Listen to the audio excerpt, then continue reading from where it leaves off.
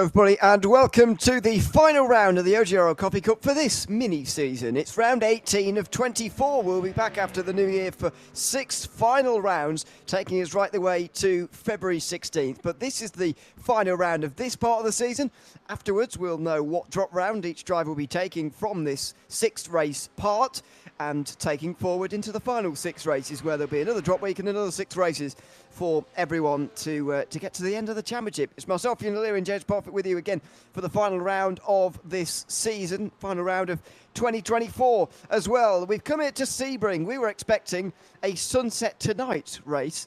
However, it looks like we've got a very, very dark race indeed. I'm not sure whether this is just practice and whether we'll go to a session in which we'll be starting a little bit earlier in sim in a few moments' time. However, it is very, very dark out there already right now. Yeah, it is at this moment in time, and I'm hoping that when we click over in about 50 seconds' time, it all changes. Otherwise, the thing is, they've asked us to vote on their Christmas livery, but we can't see them if it stays dark. So I'm hoping that it lightens up. I've also stuck a poll in YouTube chat. Biggest controversial question at Christmas ever. Is Die Hard a Christmas movie? Let us know. Vote yes or no. Keep it going for a little while on the poll on that one. So let us know if Die Hard is a Christmas movie or not. Just a bit of fun. You're not going to win anything. Just to give us your opinion. Also because there's no right answer. So you can't win anything, as it turns out. Well, no, there's just strong opinions. Is Die Hard for you a Christmas movie? Would it take a guess about whether I've seen it or not? God. It doesn't take much guessing. No, it doesn't. Have you watched Ghostbusters yet? No. Oh my God. I don't know. I don't know where I find them on that one. To be blatantly honest, I really don't. Not watch Ghostbusters and can't answer the question whether or not thinking Die Hard's a Christmas movie. Nope. All right. Nope. Okay. All right. I haven't seen it.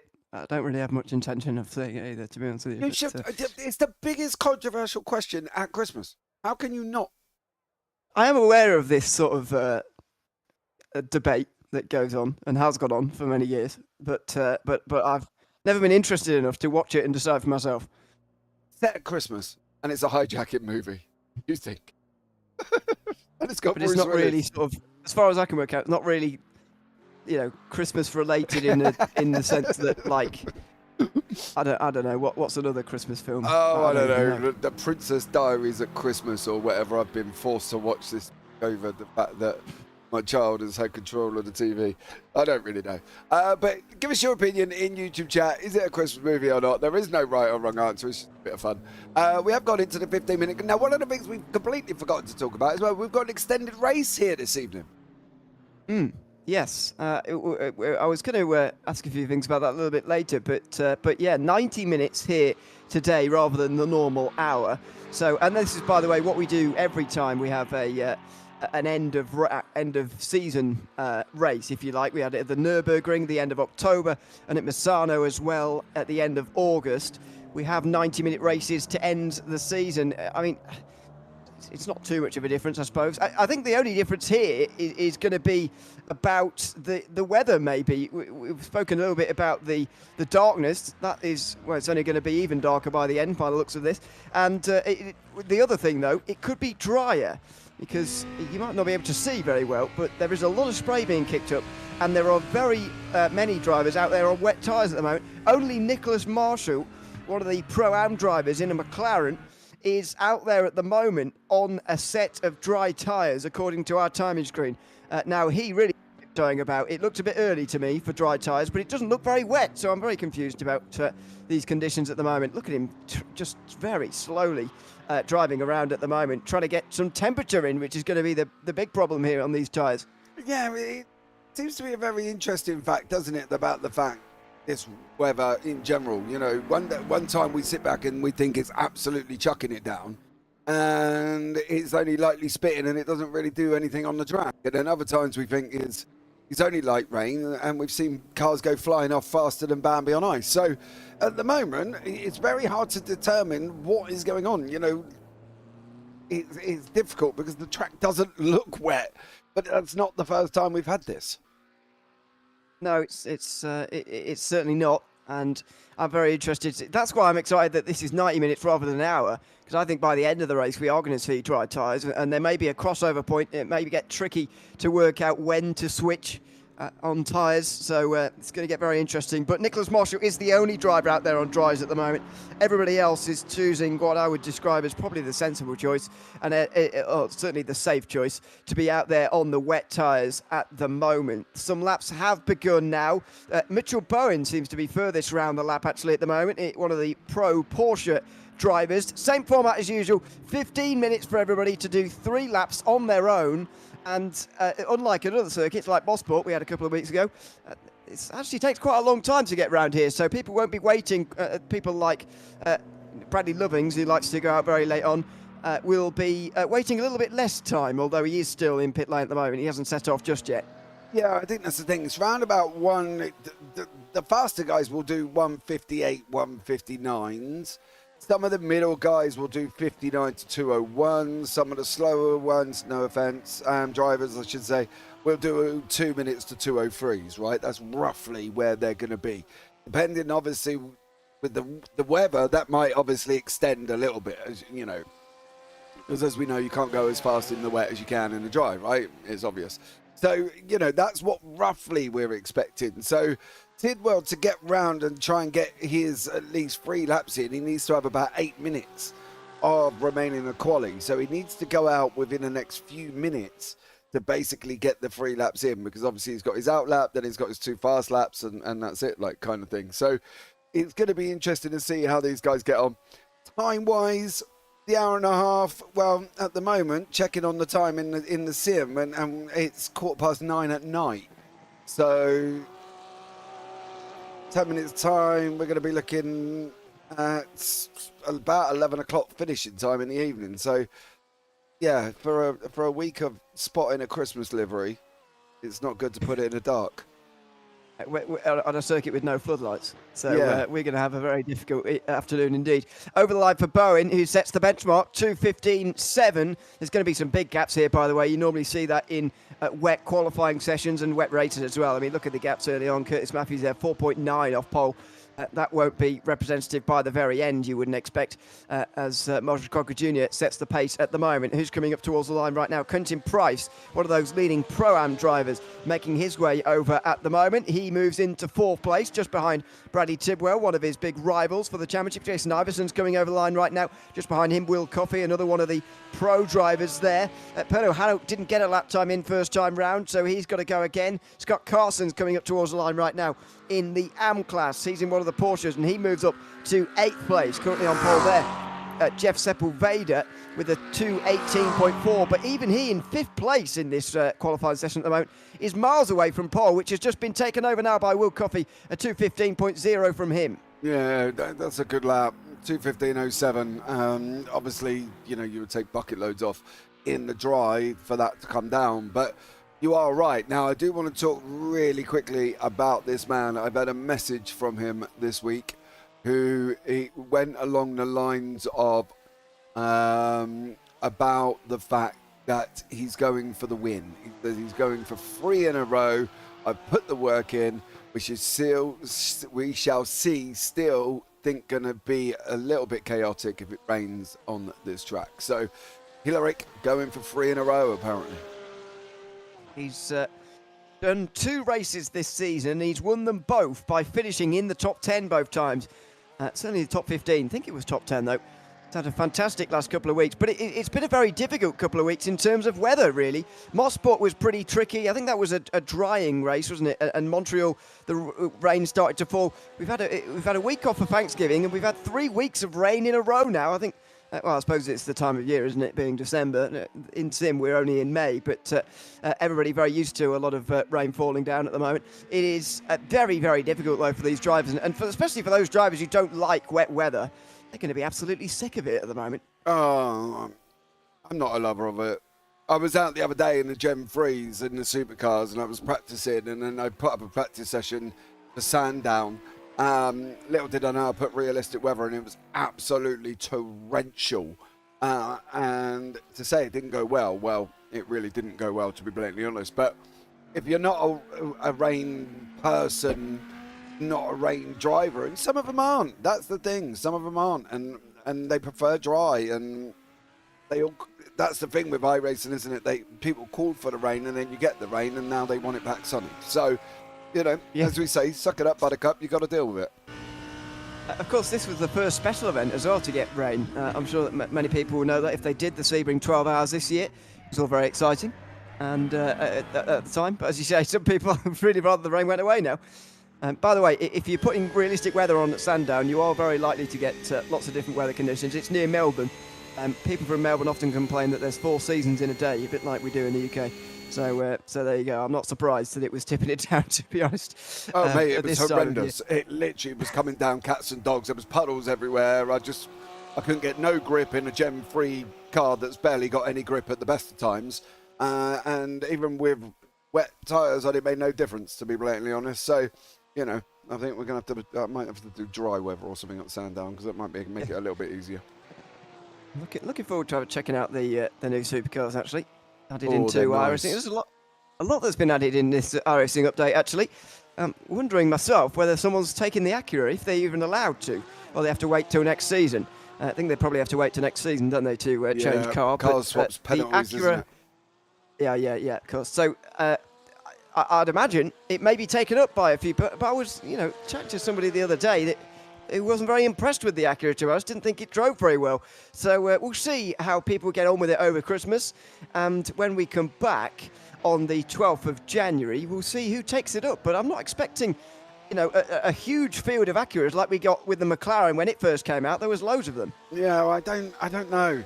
It's really difficult, isn't it? Because it is a new car, but if it's not come out shiny and new and performing well in officials, it's going to be a bit of a problem, and people are going to be like, well, no, don't like it. I've not driven it. To be honest, I'm not buying any more GT3s. There's enough of them there anyway, and if I can't find something to drive, if I want to do a GT3 series, well, I need to shoot myself. But I think at the end of the day, people have just got to make a choice and go for it and try it. It might suit some people's driving styles. It might not. I don't really know how the car's performing. I've not heard much about it at the moment. But we're going to find out, aren't we? I think if it's not come out with a big bang like the McLaren did, it's an Acura. It's not an over popular name that people have heard of, right? So, I don't know. I don't think many are going to take it. I'll be very surprised if they do. We'll see. Yeah, it's going to be interesting. We will see. In YouTube chat, Conway Critty, I don't know what that means. At least the Porsche isn't that good here. I can sense the sarcasm, to be honest, out of that comment. 7 of the top 9 are, or top 10. 7 of the top 10 now are Porsches. It is maybe down to this circuit a little bit. Actually, it might be a little bit down to the weather as well, which is favourable to these Porsches. They very much like these wet weather conditions, the Porsches. So that's probably helping them as well. On board with Hayden Young here out of the final corner. He's currently in 5th place right now. He's going to go quicker though, and that could be pole. It is. Hayden Young jumps up to the top right at the very end of his section. That's 3 laps complete for him, Josh Herring and Marshall Crocker Jr. So we've got Hayden Young on the pole at the moment. Only Ryan Merriam is still in the top 5 at the moment, still with 1 lap to go. Yeah, Lubbins has got a couple of laps on the board as well. Mikey Rogers is on his way round. We will talk about Mikey and the song that got sent from him a little bit earlier on as well. It was very interesting indeed. Mariah Carey, he is not, but we will see on that one. Just wanted to say that Die Hard is the best Christmas movie. See, Gian, it opens up a lot to debate, and unfortunately I can't debate it up here in the booth, and there's a reason for that, isn't there, Mr. O'Leary? Oh, yeah. Oh, I thought you were going to tell me you haven't seen it either, but you can't debate it, no, because I can't really give you anything back. No, because there's and the reason being? I've not seen it. Oh, I don't like films or Christmas. Oh my God. It's my worst nightmare, really. He goes to a Christmas party, he goes dressed up as a Grinch. No, I don't go. Yeah, you don't go. God, do not go to these Christmas parties. So there we go. I think it's great. I think it's good as well. But Mikey Rogers is out on track, still fighting out. We've got 2.5 minutes left to go. Bradley Lovins is coming around the final corner as well. He's got some greens on the board. Will be an improvement, but by how much? That's going to be the question. Yes. Ooh. Oh, third. Third. Good improvement. And he's only 7 tenths away from Hayden Young. So if we're going with the theory that they get quicker with every lap that they do, just quicker and quicker and quicker, then maybe Bradley Lovings will find that little bit more time on this last lap and he will be able to get into pole position. Yeah, that's what I'm thinking. Excuse me. Sorry, I had a mouthful of drink. That's what I'm thinking. I think it's hard, right? Because you don't want to know, you don't want to start a conspiracy that Brad's got inside knowledge. You know, he knows the rain's going to dry up by the end of quali. And he's going to go out there and he'll go quicker and quicker and quicker. But I don't know. We'll see. Generally, that's how it works, right? By the time they spat the spray off everywhere, he gets a little bit faster. So it'd be interesting to see what they do with the race. I definitely do want to point out, though, Bradley Lovins, when you watch this back, if you're asking me to give you a winner on Christmas liveries, please make it daylight so we can see them. It's impossible, really, to actually see. You can't, because there's one on here that's actually black as well. There's a black Christmas. Funny enough, goes with the poll in YouTube chat. There's a black Christmas livery. You can't see anything on it. Like this one. Well, Jonathan Williams has got a Christmas livery on. In the race, when everybody's illuminated by each other's headlights, then maybe we've got a chance. But in qualifying, we don't stand a chance, really. Alan Purser making his way out of Tower. That's him. I bet he was furious the Acura came out, not the Lexus. God, he would have been punching things and all sorts, I reckon. Oh, he's gagging for that Lexus, isn't he? He wants to be able to put that Lexus livery on that Lexus. He's gone for a slightly different one these days than he had. He had the traditional Lexus livery that they've used for the past few years, quite a few years actually now, on his BMW, but no longer. He's taken that off for the last couple of weeks. Bradley Lovings into the final corner. This will be the last action as far as pole goes, and he's actually going to run out of time. So he's mistimed this. It's all well and good leaving it late, Bradley Lovings, but you've got to make it to the line, and he's not made it. He needed to go out onto the circuit about 10 seconds earlier, and then he would have been able to get over the line and maybe take pole there, but he's actually run out of time. You don't see that very often. Yeah, he did. He got that all wrong. And we're in the dark again in warm-up. You know what I mean? It's not looking good. No, it's not looking too good either earlier on as well. So, yes, there we go on that one. Well, I don't really know. We'll have to go by the picture in the bottom left-hand corner. That's about as much as we're going to see, because otherwise it's going to be a little bit chaotic. So, but there we go. At the moment, the voting poll. What do you mean it's 56 saying no and 44% saying yes? I'm not loving the Christmas movie at all. It doesn't mean they don't like it. It just means they don't think it's Christmas. No, okay, right. Earlier on, I put something out as well, and Mikey Rogers responded. Now, there was a thing in the Discord, and Mikey basically sung me a song. Right? He sung me a song. I asked the Discord whether or not I should play it. Now, more people come out and said yes. In fact, none of them said no. So what we're going to have to do is we're going to play. It's not very long. It's only 22 seconds long. But this is our man from 4X Racing, Mr. Mikey Rogers, singing me a song. Now, I'll give you a brief backstory. There were some comments on the video that we did from OGRL last week. And poor old Alfie got it in a neck. So this is in response to that from Mikey Rogers. So I'm going to pause iRacing. Well, I'm not going to pause it. I'm going to mute it. I'm going to mute myself, and then you'll be able to listen to Mikey Rogers' response. As you say, it's not very long, 22 seconds. Last stream, you gave me Alfie Nichols, but the very next day, he got a troll online. This race, to save you from tears, I'll give you the Mikey Rogers show. And that is it. That's Mikey Rogers singing. So there you go, Mikey from 4X Racing, doing a great job. Come on, Mr. O'Leary, you must have enjoyed that. I can't say I loved it, but, you know. Oh, dear. There you go. It's interesting, right? It's interesting. Oh, yeah. It means say you might have to refresh the paint schemes. I had to back out and re-enter if you cared to see my not. Joey, I would refresh them, Joey, but the chances of me seeing them in the pitch black are very minimal anyway. I will refresh them when they get back onto the grid, so hopefully it will download them all again. Melanie Young, obviously Hayden's mum. Good luck, Hayden. So there we go. Yeah, he's got off to a good start. Hayden, he'll be on pole. We'll have a look at the grid in a couple of minutes when warm-ups finished. I'll just tell you about the championship standings because I haven't done that yet. Oh, yes. Before we get on with the race, Bradley Lovings is still leading the way in this championship after extending his championship lead in the last 3 weeks now. He is 12 points ahead of Joshua Herring, with Ryan Merriam now third, ahead of Carl Modric and Alan Purser, who's fifth. Jeremy Cheney is just a couple of points further behind him, with Devin Van Roy pretty secure in 7th place. He's ahead of Damien Horberton. Neither of those two here today, I don't think. Michael Dion and Mitchell Bowen round out the top 10 in Pro. In Pro-Am, Bradley Tidwell's leading now by 57 points, but don't forget that the drop week will be applied here for Quentin Price, especially, who will gain a lot of points. He'll get 47 closer than where he is right now, although right now he's 113 behind, so you get the idea. It's going to be not that close anyway.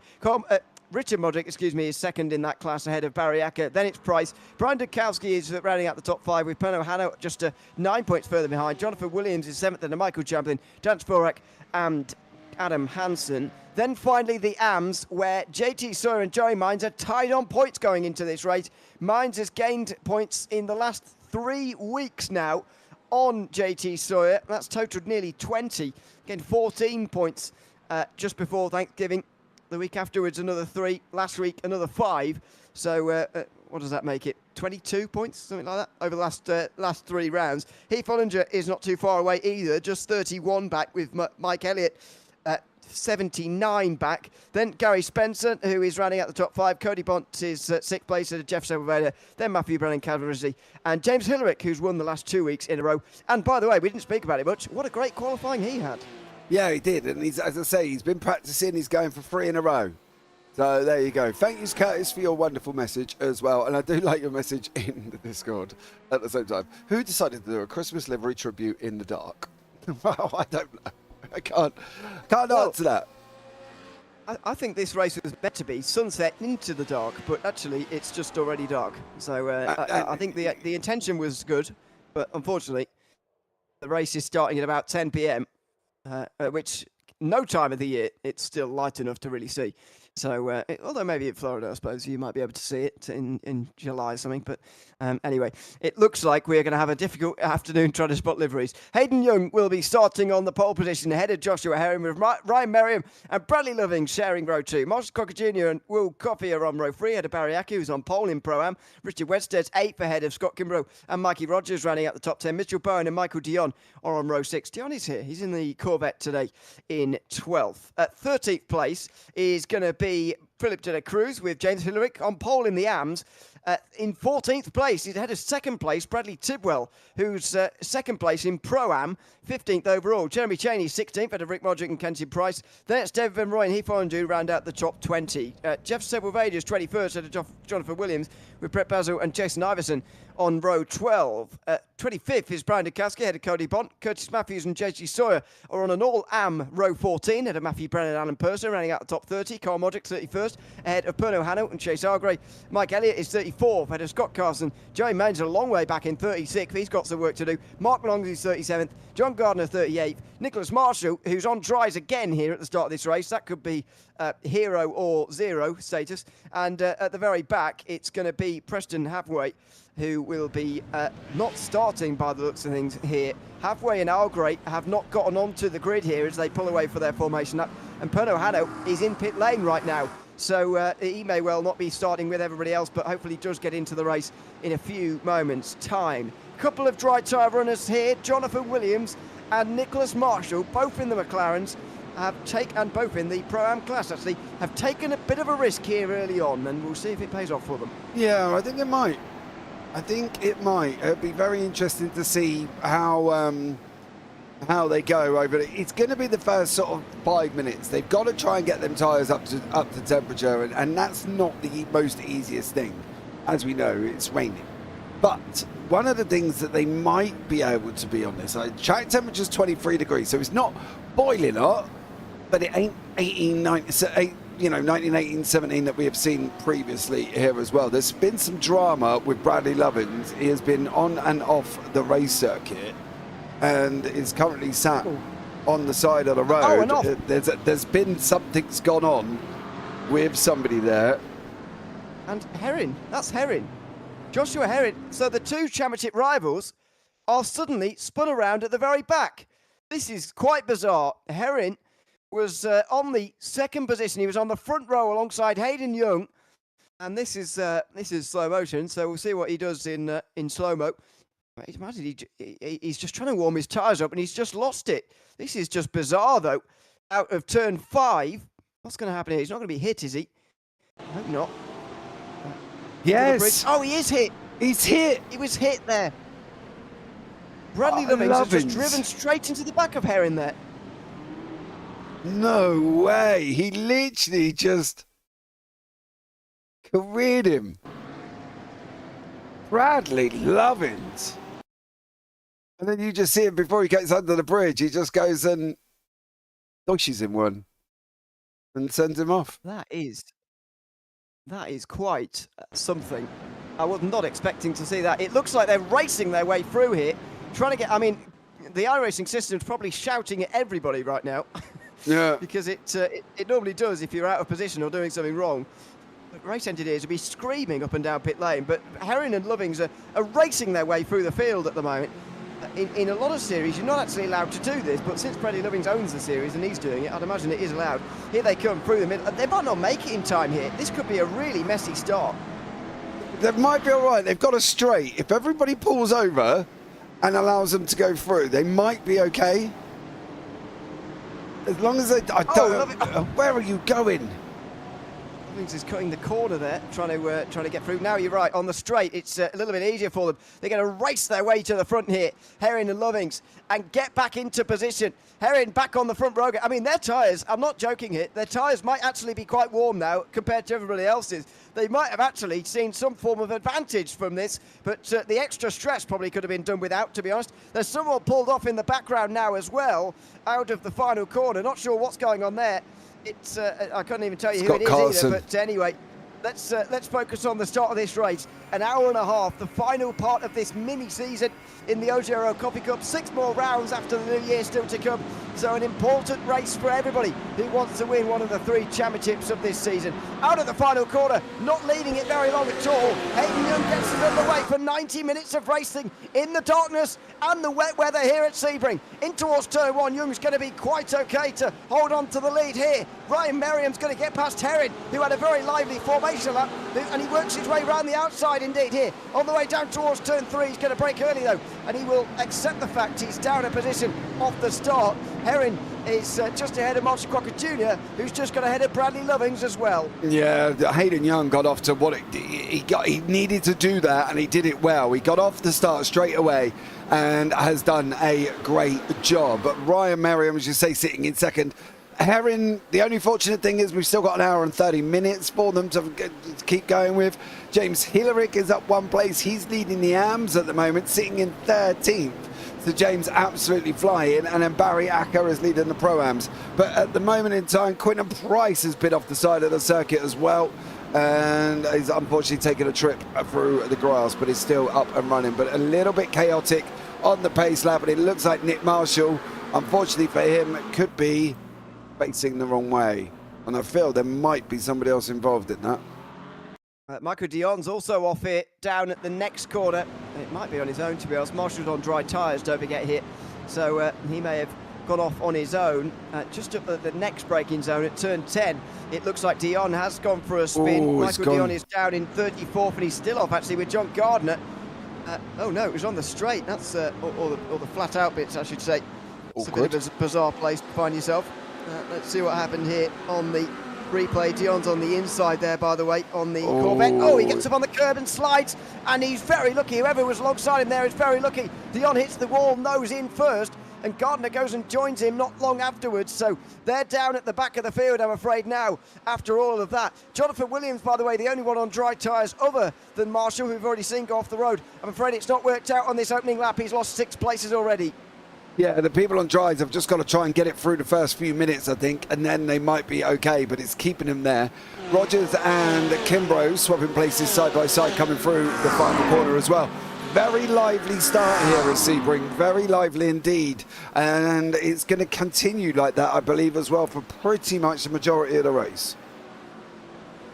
Well, you'd think so. In towards turn 1. That's a pass for 9th for Scott Kimbrough, back to where he started. Ahead of Mikey Rogers, who's down to 10th. That's Philip de la Cruz, who's knocking on the door of the top 10 here. The best of the BMWs in this race. In fact, he's one of only 2. Alan Purser down the field. He's up 3, though, early on this race. Out of turn 5 they go. And it's still Hayden Young leading. Merriam in 2nd. Joshua Herring in 3rd. The 3 leaders relatively close early on here. Oh, he's just got that wrong. Actually, although that was deep from Merriam. He's going to be under a lot of pressure now from Josh Herring. Yeah, Merriam got that all a little bit wrong. Welcome in, Stacey. Thanks so much for joining us as well on that. But Ryan Merriam made a mistake down in the hairpin, is now on the run up into Cunningham. The right-hander, of course, here. There's some action further back with Bradley Lovins, who, of course, made a boo-boo. Lost a place off the start as well. David Van Roy has got Tidwell in behind him and Rick Modric. There is Modric. He's trying to go up the inside of Tidwell, who is also in a Snowflake Christmas livery, and they make contact on the exit as well. Little bit of hip check from Tidwell coming out. Oh, a slide as well as Modric finds himself very wide and nearly in the grass there. Then Oninger, then Iverson, who round out the top 20 out of Tower Corner. Spray kicked up all over the place at the moment as Tidwell has to go on the defensive here from Modric into Bishop.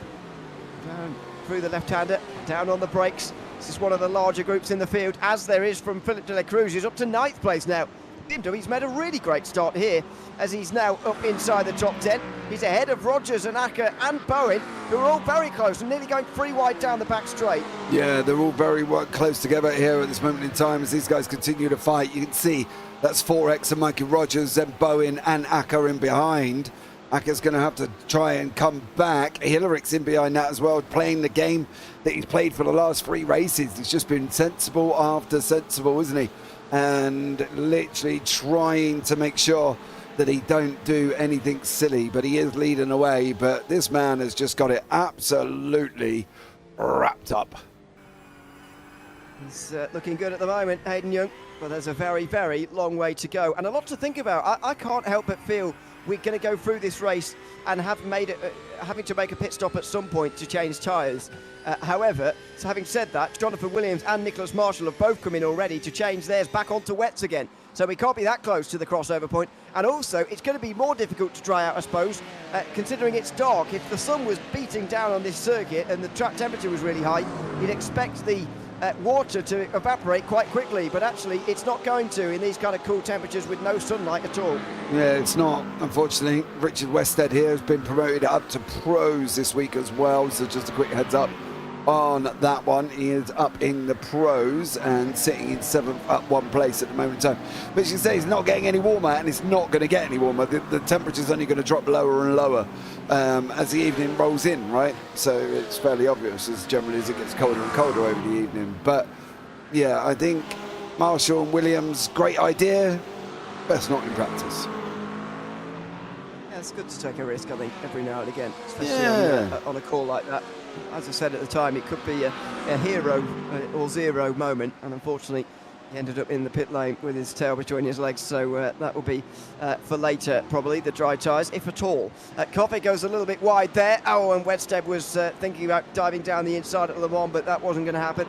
He stays down in 7th place. Just further up is Merriam versus Herring. Joshua Herring looking to get away and try and close down on Bradley Lovings here this afternoon in the championship battle. 12 points between those two.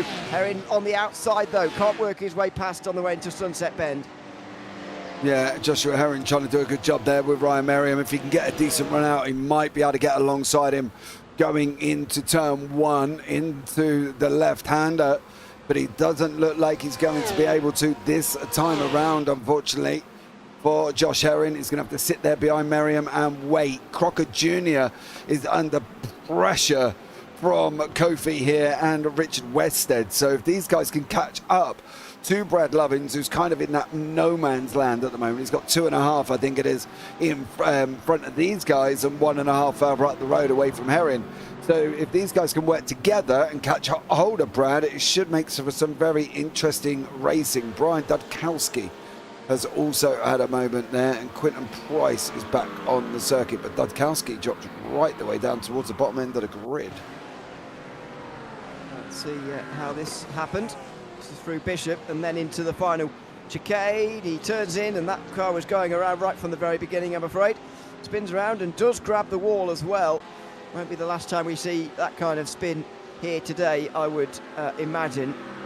It's going to be very, very difficult conditions for a very, very long time here. What it might, I'm not sure how far they're actually going to go on fuel because of these wet weather conditions here. It's going to be interesting, though, to see at what stage they have to come in and make their first pit stop. Yeah, I think generally they're about 40-45 minutes. I think that, to be fair, I don't think they're going to be far off it. It's whether or not they're going to take... It's going to be dry enough for the wets on the first round. If they ain't, are they going to get to the second one without having to change tyres if the track's drying out? It's a bit of a conundrum today with pit stops to be sure and to be determined where and when you're going to be able to make the changes. Well, let's see what happens here. It's going to be interesting for this race to see if somebody can go on a one-stop or not. I think it could be a stretch, but if it's wet weather like this, then there's a bit more of a chance. Down the back straight now for everybody. Wedstead in behind Coffey and then Crocker Jr. Nothing happening though between those two early on. David Van Roy down in 15th at the moment is close to Jeremy Cheney. Surprised that Van Roy is quite so far down actually in the Ford Mustang, but he's putting the pressure on the Ferrari just up ahead of him and breaks early though into Sunset Bend. He will stay behind down in 15th place here. Yeah, not a good run from Ben Roy at the moment in time. Maybe not a wet runner, as we said. And some people just aren't. Some people just don't like it, and I am one of them, unfortunately. But I think for David Van Roy, he's just going to keep plodding away. You're going to pick up places. It's raining, it's Sebring, it's bumpy, you know, and sooner or later something somewhere is going to happen to someone. So maybe Van Roy's just playing it a little bit sensible today. Certainly playing it calm early on into the in the first sector. Out on the other side remains in 15th place. Further down, Modric versus Botner is going on as Herring gets past Merriam as well. That came out of nowhere really. I reckon Ryan Merriam might have gone deep at the hairpin at turn 7 there, as he did a couple of laps ago when we were following them. And because look at Herring, miles behind here. He's not made a lunge from all the way back there. Merriam has made an error and he's late on the brakes, as he often is. Barely makes the corner. In fact, he's in the grass a little bit, has to drive through the grass, back onto the circuit again, but he loses second place. Oh, Cole Modric and Cody Bont has also had an incident. The problem is for Merriam is he's brought Lovings into this situation as well now. So Lovings is now wrapped in behind Merriam. Anybody think Porsches are the dominant car?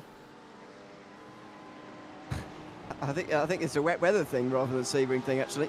That's why I'm quite excited for it to dry if it does, because that wet weather advantage that the Porsches have is going to go away, and maybe they'll get caught up. But you know, the top 5 are very good drivers in their own right, as well as the fact they're in the Porsche, so it might be quite difficult to catch them. Yeah, I think that's the thing. You've got to be sensible, and these guys generally are, as Will Kofi and Richard Wested are side by side. Wested's gone on the inside, coming round the final corner through Sunset there as well. Is he going to be able to get the grip to get that car down? Kofi in the McLaren does manage to do that, but is he going to be able to get up the inside of Wested going into turn 1?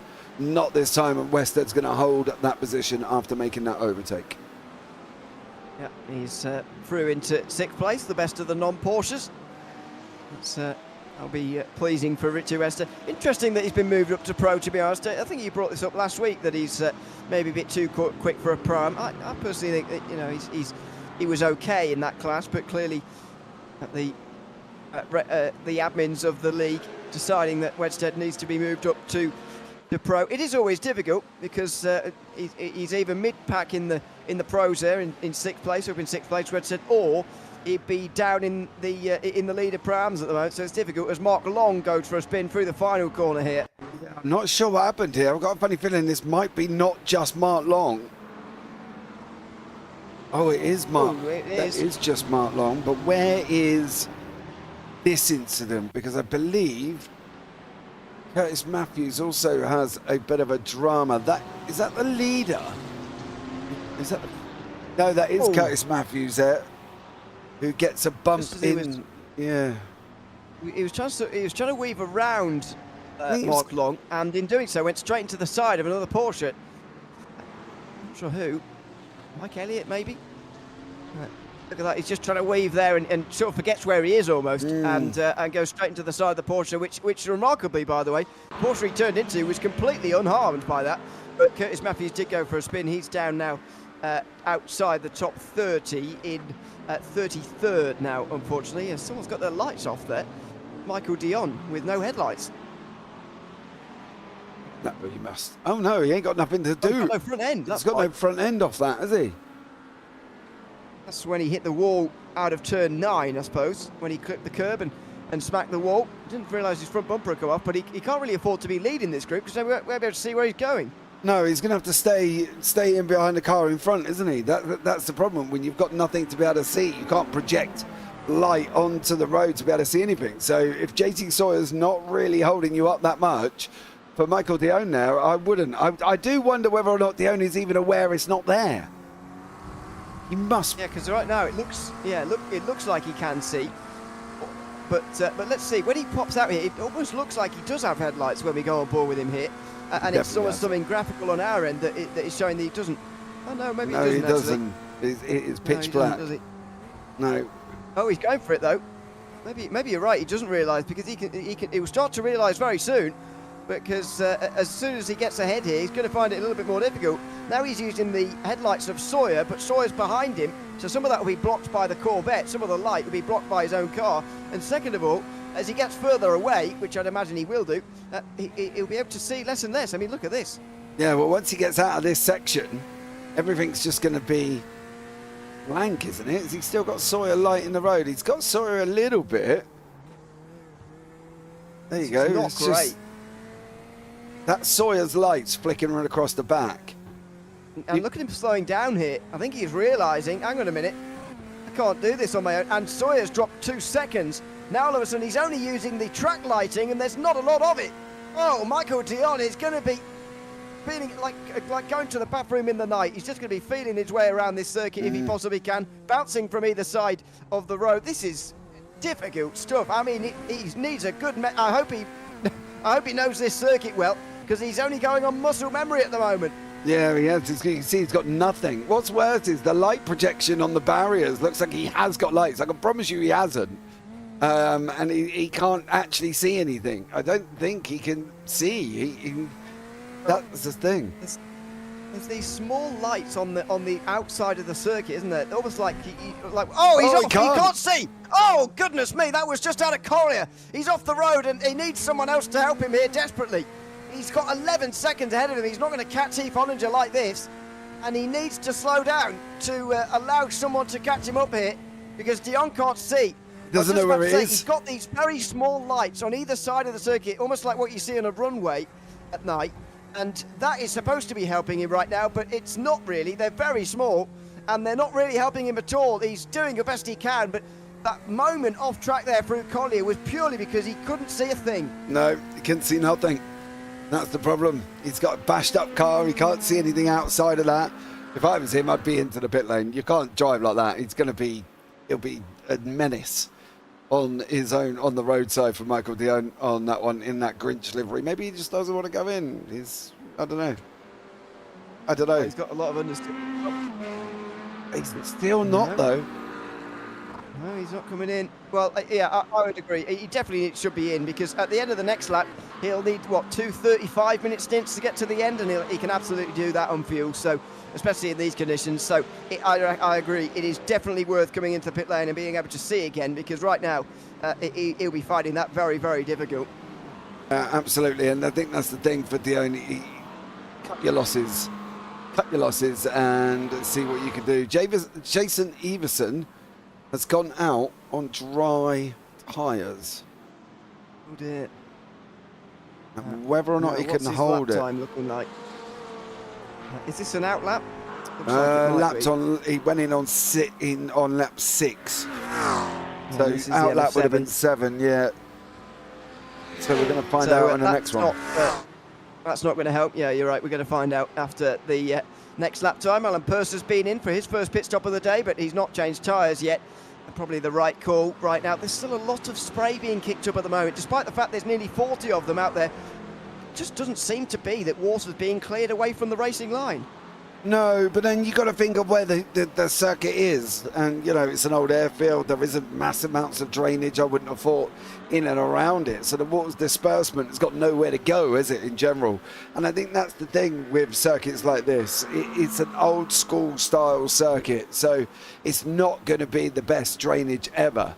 And I think at the moment for Everson, he is finding that tough. He's lost about 4.5 tenths over the first couple of runs. Joey Means and Jeff Sepulveda are just going side by side at this moment in time on the run down into the Le Mans corner.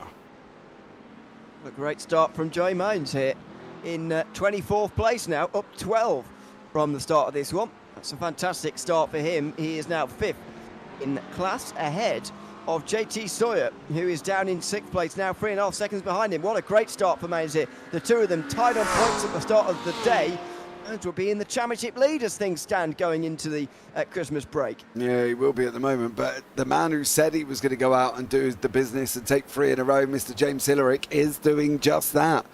14th overall, out in front as well, and he's out in front currently by 6.2 seconds over second place of Brett Basil. So a great run from Hillerick there, and doing a great job, as he said he was going to. So that's quite interesting to sit back and see that he's actually delivered on that.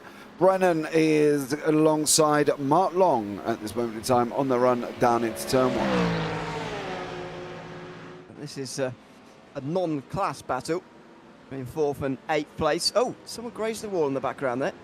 Yeah, Matthews. It wasn't Dukowski, it's Curtis Matthews.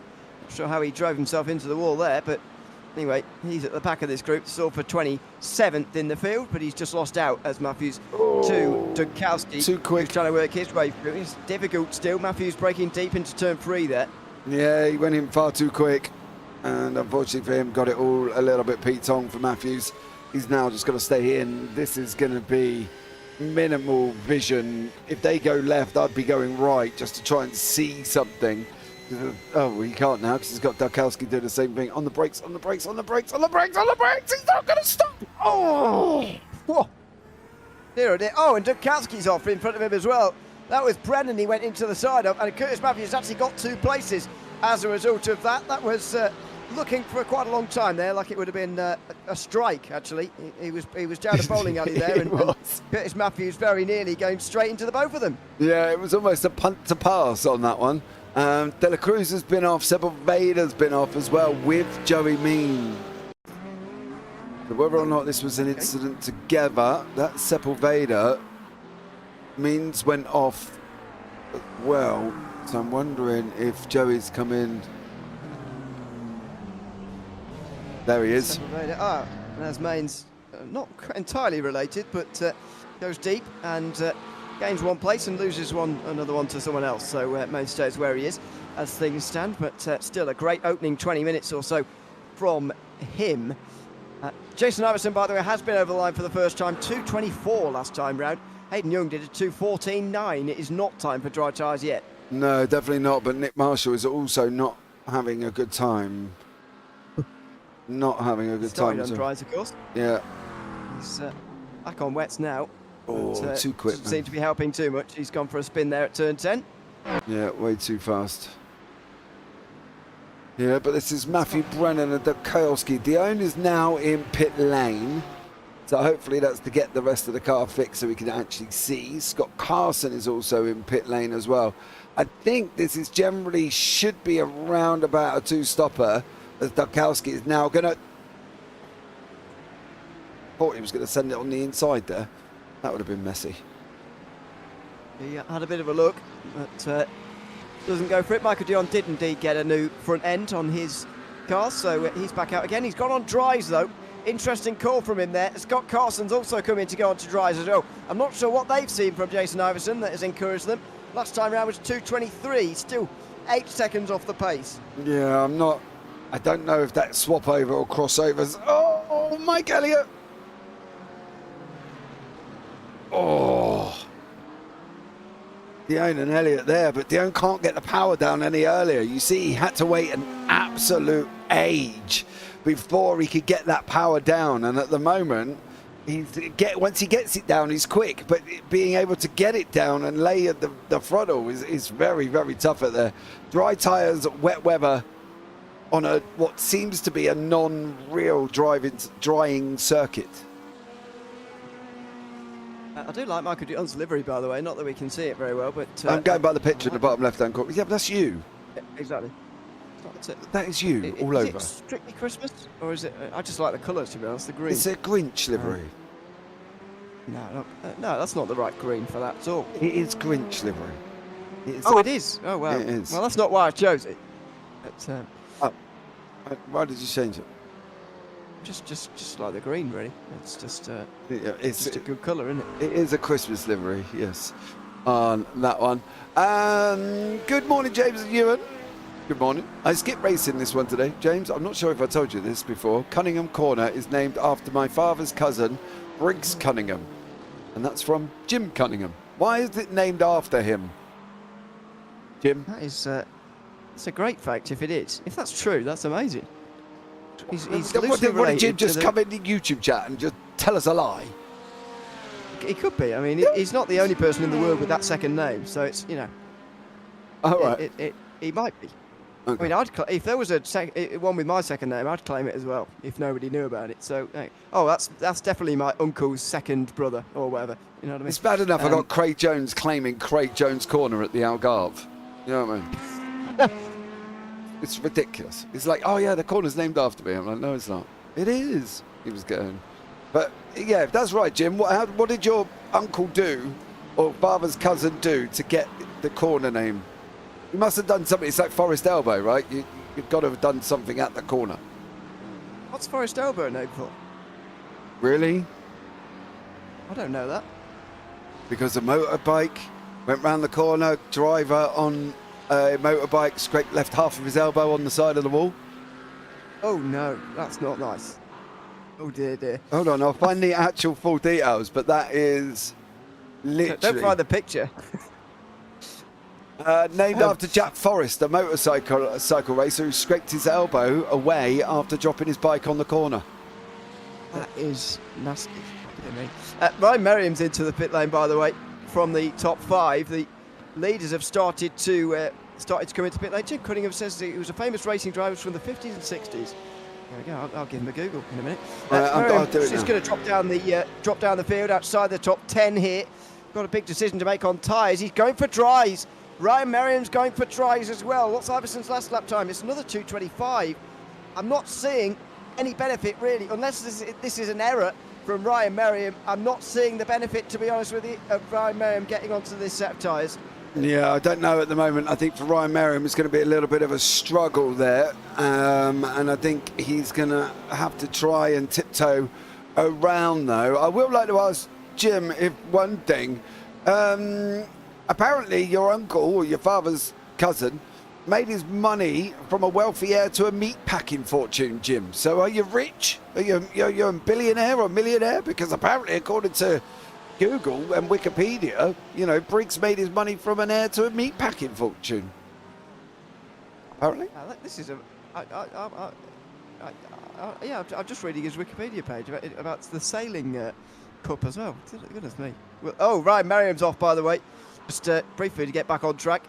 Ryan Merriam needs to do the same, I'm afraid. He's gone too deep on the brakes at turn 7 and drops down to 18th place. Heath Hollinger slipped through. This is not the right call from Merriam, I don't think, and I'm not sure why he's taken it, really. Yeah, I'm not really sure if he's seeing something we're not on that one for Ryan Merriam, but I think for him, it's going to be a little bit of a struggle for them to do that. Jonathan Williams has got his own little mix going on with Brian Dudkowski. However, I will say, Jonathan, stay off the curbs in the rain. That does you no favour. Sepulveda and Means are going at it again here. Sepulveda's got the Nightmare Before Christmas livery, which I absolutely love. Lovings has also got a South Park Christmas livery as well. If you don't know what South Park is, where have you been all your life? Dare I ask you, and have you watched South Park? I've at least heard of it. I've not seen it, to be honest. So no. Into the pit lane for Hayden Young, Richard Weston and Scott Kimbrough. Are any of those going to go on to dries? Hayden Young is going on dries. Well, this is really surprising, considering the difficulty those who are currently on the dry tyres are actually having. Michael Dion, 2:27 last time by. Scott Carson, 2:35. He must have made an error.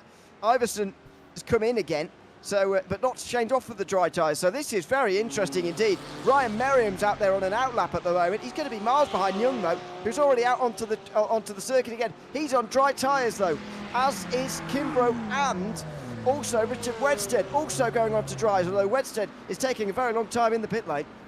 Yeah, that seems that Wedstead might be getting damage done on that one. You can see on the left-hand side, blue is wet, white is dry, and Hayden Young has just been overtaken. I think this was definitely a wrong choice there. Jim said he didn't get none of the wealthy fortune, apparently. Out of his, yeah, it's very upsetting. Would he be here if he did, to be fair?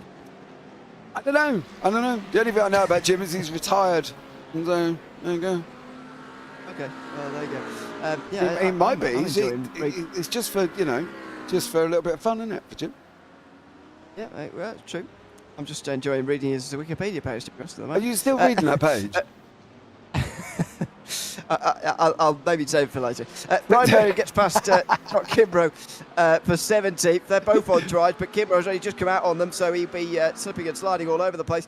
Merriam is getting back on track a little bit in terms of speed, but I still think this is the wrong call. Herring right now might well be on his way to the race lead. Nearly a half an hour into this one, an hour to go. He's still on wet tyres, which I think still is the right call for now. Yeah, David Van Roy is also doing a great job. He's up 11 places, still on the wet. It's the first of the dry runners. It's Hayden Young. We'll see, keep an eye on his times and see how we get on here. But I think this could bring a lot of people into where they need to be. And unfortunately, for this man, it's not going to bring him where he needs to be. Richard Westhead, who was out on the dry tyres, of course.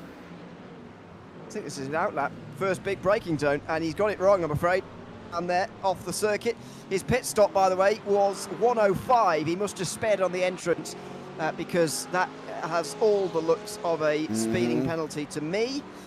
Lots of people on dry tyres now down the field, but I still don't think this is quite the right call. This is Curtis Matthews behind Quentin Price. This is a good chance to see dry versus wet, and well, we're not really going to get the chance because Price can't keep it on the road on the dry tyres. Yeah, Price has said, sorry, I can't do anything with it. Kimbrough has now got Cole Modric. Kimbrough on the dry, Cole on the wet. So I think you're just going to see Cole go up the inside, grip all day, and away. Yeah! Man, what was he doing? Why do that? He had loads of room.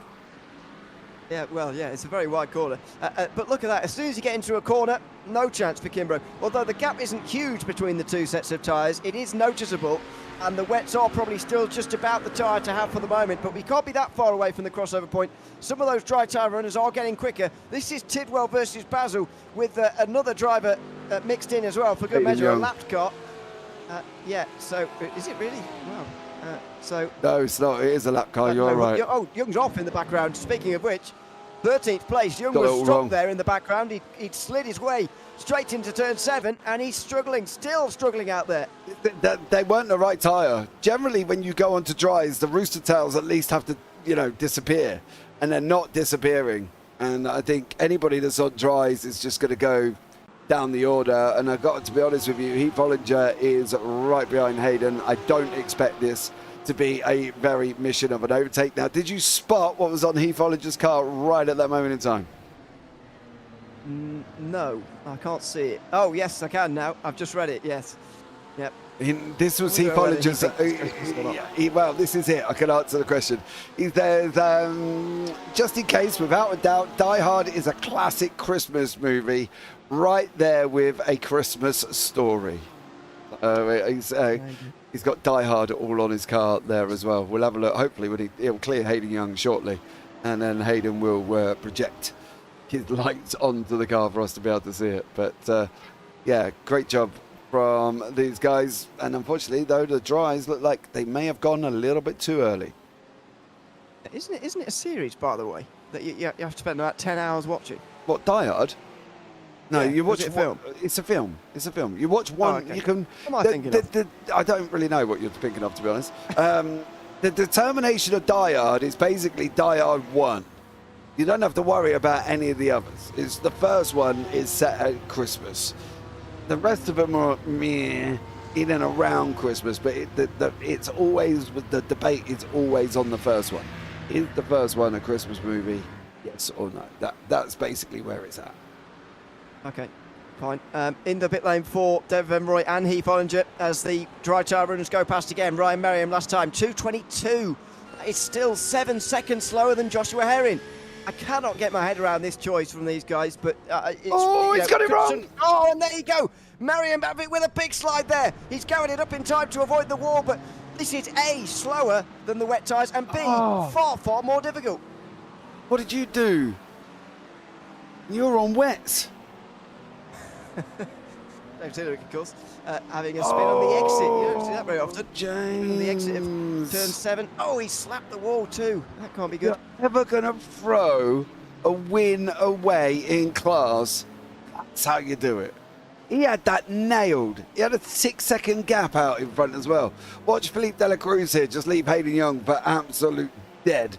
Dela Cruz is on the BMW on the right, on wet tyres. This was... yeah, I don't think Hayden Young's really made a good thing there. I find it really hard to listen to someone who doesn't know what Die Hard is. Well, Patrick, you've got to forgive you, and he's only a young lad. You know what I mean? I know what it is. Oh, God.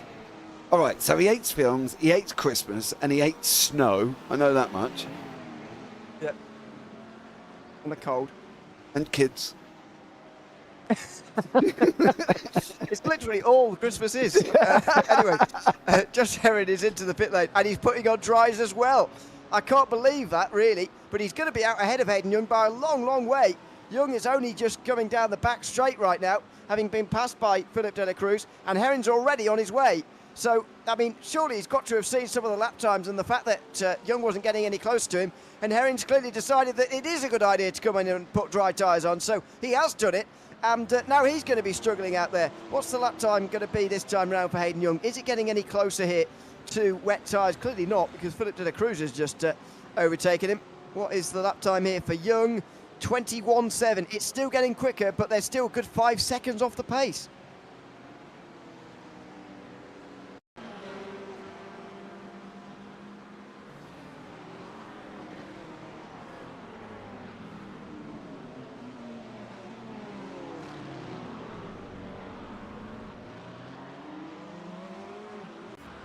No, maybe not.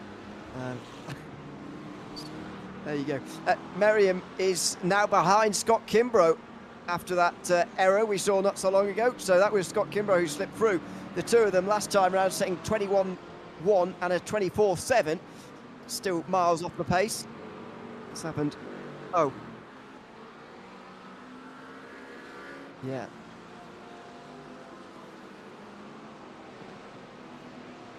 Oh dear, Brett Basil's in the prime position now to win in Am, surely.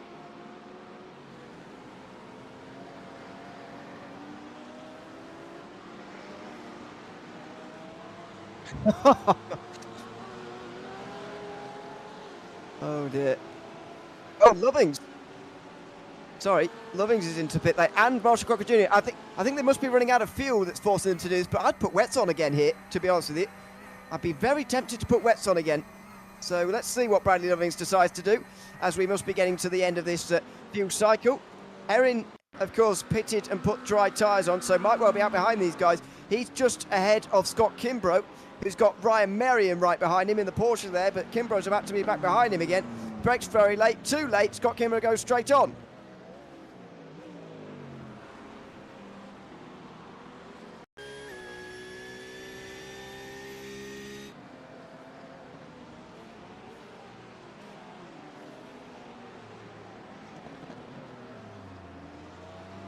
No, it's puzzling, this. Oh! Marshall Crocker Jr., sorry, has gone onto the dries, but Bradley Lovings is onto the wet tyres here.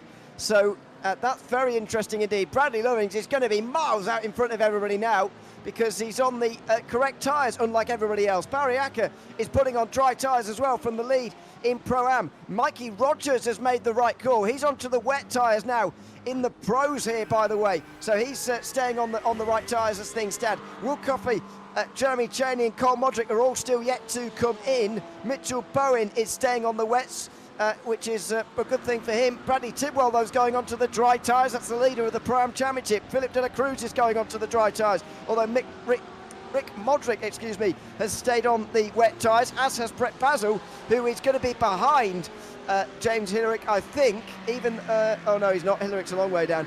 He's certainly not going to be, but he's on the wet tyres anyway, so Basil won't mind about that, even though his pit stop was very, very long indeed. So some people are starting to wake up to this, that the dry tyres are not yet the ones. However, it's come too late, I'm afraid, for people like Josh Heron, who are on the wrong tyres, and they're now miles behind Bradley Lovings, who's nailed on favourite to win this race now.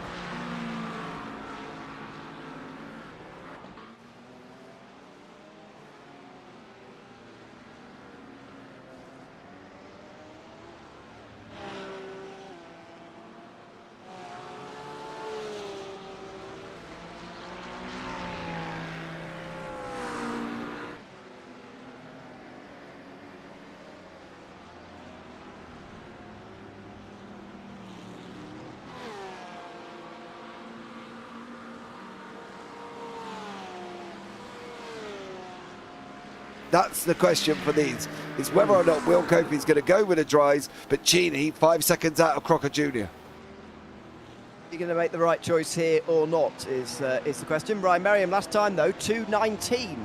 So we are getting there. They are getting there, these dry tyres, but not yet. Will Coffey is not yet in his box, so we don't know what tyres he's going for just yet. Now he pulls up, and in a few seconds' time, if that graphic switches on the top left of your screen, then he has chosen the dry. If it stays there, then obviously it will be wet tyres, denoted by the blue icon there next to his name. Marshall Crocker Jr. is going to move up to second place, but look at this, Jeremy Cheney's going to be catching, so is Cole Modric, but they're going to have to come in at some point. Cheney's still not yet having to come in, though, so if he can do 2 more laps, he might be able to do this race on just 1 stop, remarkably. Maybe, but Heron, did you see Heron just up the road? Heron on a 2:19, Cheney on a 2:18, 2:19.5, 2:18.3. Oh! Somebody's just gone absolutely flying then. Yeah, Cheney there, he saved himself from a very big crash. He had a big slide through turn 1, and he just about gathered it up. He went off briefly, but he's got away with that. Oh, Oh dear. he hit the wall! Oh! Wow. That is bizarre. What? He hit the kink on the wall. See the kink there? Bang. I mean, That, I don't know if I've ever seen anybody do that before, quite like that. no, that is a literal mistake. Bang, there you go. And you just see him coming up to it now, and then he just tags it and sucks himself into it. That from Ryan Merriam is an utter boo-boo. Because he had to jump back to pit lane. Yeah, that was a bit silly, really. He's down pit lane and well down the field now. Well, Bradley Lovings leads by over 10 seconds now, ahead of Marshall Crocker Jr. He's going to have to change onto the dry tyres at some point, I'm pretty sure, but he's got a long time to wait until he does. And by that time, he might well be a long way out in front in this race. Hayden Young last time round was quickest of those on the dry, 2:18.9. So he is getting there, as I say. However, not quite just yet. What's the great thing for Bradley Lovings as well is he can effectively just look at everybody else's lap times and figure out when the right time to come in is going to be, because everybody else is on the dry tyres. Here's Philip de la Cruz, who's gone for it at the pit stops. He's broken too late, though, into the hairpin, and he's gone wide. Yeah, he goes off the grass as well and says, oops, I've gone back. Quinton Price has been off. Mitchell Bowen's been off as well. Yes, I agree with Patrick in YouTube chat. These hard braking zones must be scary on dry. Absolutely. I do fully agree with you here as well. Some of these people who are sat in prime position at the moment, as he said, is literally the first of the wet runners, Mikey Rogers. If he can keep his pace up, there is a possibility he may be able to jump with Josh Herring. Mikey's on a 2:15. Josh was on a 2:18.21. So if these wet runners can get to the next pit stop cycle, which we think they're going to have to do, then Mikey might be all right to then switch to dries, but by that point he would have already probably jumped Herring, taken 3 seconds out of him. And if that is right, if Mikey can keep the pace up, he's going to be on Herring by the end of this lap. Keep that in mind. By the end of this lap, and Rogers will be on the back of Josh Herring. I mean, if Jeremy Cheney's stint there is anything to go by, then you need to make it to about 42 minutes to go. I think to be absolutely safe, go less than 40 minutes to go. You can come in and make your final pit stop of the day. That's not that far away at all. So Bradley Lovings and the others here can decide exactly when the right time to come in for those dry tyres is, and then make that call early on. These guys who are on dries at the moment will basically select when they make their final pit stop, because they probably won't change tyres again here. But I'd expect them to just run their tanks dry and then come into the pit lane. I don't think these early calls that have been made by some of these guys have been the right ones, I'm afraid. And it's proving to be the case at the moment. Rogers gains some more time on Herring here. The crossover point still not yet quite reached, although they are getting quicker. Hayden Young 2:18.0 last time round. Yeah, you can see 2:19, 2.9 seconds he took out of him on 18. 2.9 seconds. He's now 2 seconds behind. He's got a back marker in front of him who he's going to be wanting Mike Elliott out the way ASAP. He needs him out the way, especially when Kofi is there as well. Kofi's just cleared Rogers on that one. Kofi's out in wets, they're side by side. That back marker is still in the way, and he does manage to go through Kofi over Mikey Rogers. So Kofi at the moment looking, again, a little bit different to what Rogers is. It's pretty obvious which tyres they want to be on at the moment. 2:17.4 though, 2:17.2 from Hayden Young, so we're getting close to the crossover point now. However, Bradley Lovings still a few minutes too short, so this is going to get interesting here. The gap though he's building over Marshall Crocker Jr. might well be a race winning gap. 13 seconds in favour of Bradley Lovings. That might start to come back down again, but Lovings has just got to persevere with this for another 5 minutes, probably another 3 laps to be absolutely safe. Then he can come in and make his final pit stop of the day. Yeah, he can. He's got to try and get the gap out, extend it as much as he possibly can. Last time out, he did a 2:16. Marshall Crocker on a 2:17, so 2:16.4, 2:17.4, so he's about a second apart at this moment in time, so he needs to extend that a little bit more. Mikey and Will Kofi having a right little ding-dong here, and that's Mikey laying the power down far too early as he was drifting that car round that corner. So a great job from Mikey Rogers, but he's got to try and get Kofi. He didn't need Mike Elliott in the way when he found him. That's the problem. He needed him probably about 5 seconds earlier or later down the road, and he unfortunately caught him up in a horrible place. And Kofi there just said, thank you very much for that. I'll have some of you and him at the same time. So a great little situation there. Barry Acker leading the Pro-Ams. He is. He's on the dry tyres, but so's everybody in Prime pretty much. So certainly at the front. Bradley Tidwell went for it a bit earlier, and Barry Acker, by staying out a little bit longer, has benefited, even though he's been losing a bit of time in the recent moments here. On the dry tyres, he's looking okay. Hopefully he doesn't do what he did at the Hockenheim Ring when he was in the lead, which is try and make a pass he didn't need to in the final corner, and he lost the win. Yes, but he did also say he wasn't aware. Oh, that's Heath Hollinger, and I think that was... Oh, there's Tidwell's right there. Bradley Tidwell's gone round. But he said he wasn't aware that they were in the same class, which I found somewhat confusing. Yeah, he wasn't. He wasn't aware he was. How would you say?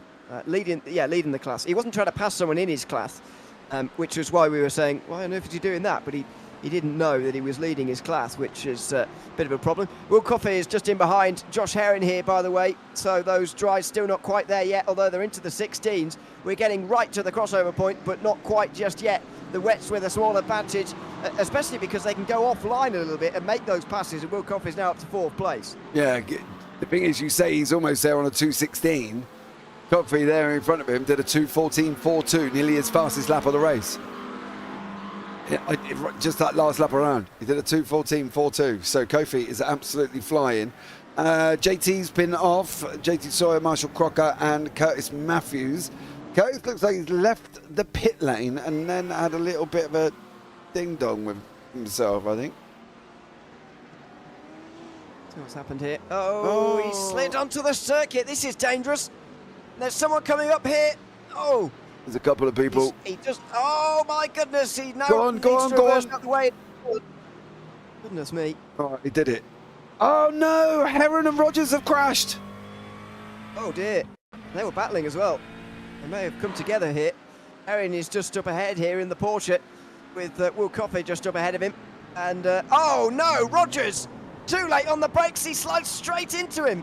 Oh, Mikey, you sung us and told us you're going to give us a show. Well, not quite sure that's what you meant there, son. Certainly not. No. There you go. Oh dear. Well, that is a real shame for both of those two. They actually didn't lose any places because the gaps are so large inside the top 10 now, but even so, there'll be some damage there. David Van Rooij and Mitchell Bowen here are battling for 7th place. They're both on the wet tyres and so have moved into the top 10 now. Rick Modric past Brett Basil, who's, by the way, in the top 10 as an AM leader, and he's ahead of the Pro-Am leader. What a great race so far from Brett Basil. Yeah, he's doing an absolute barnstormer, isn't he? This is where you look at the irrelevance of when we talk about IR. Because Basil's IR is 995.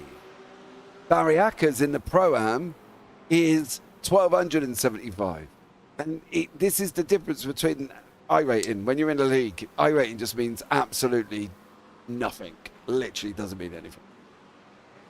Very little. I mean, Richard Wedsted's got one of the highest in the league, and he's not the quickest driver, based on what we've seen in these last few weeks. The highest driver here today, by the way, is Scott Kimbrough, who's out the race now, unfortunately. He's got 5.2k, though. He's a very good driver. David Van Rooij, meanwhile, is into the pit lane. Not sure why. It's a very odd time to come in for someone on dries. Someone who's not going to go back to wets now. Be a bit late for that. Yeah, he just entered into pit lane. I can't tell you why. Richard Wested is in the grid here. There he is.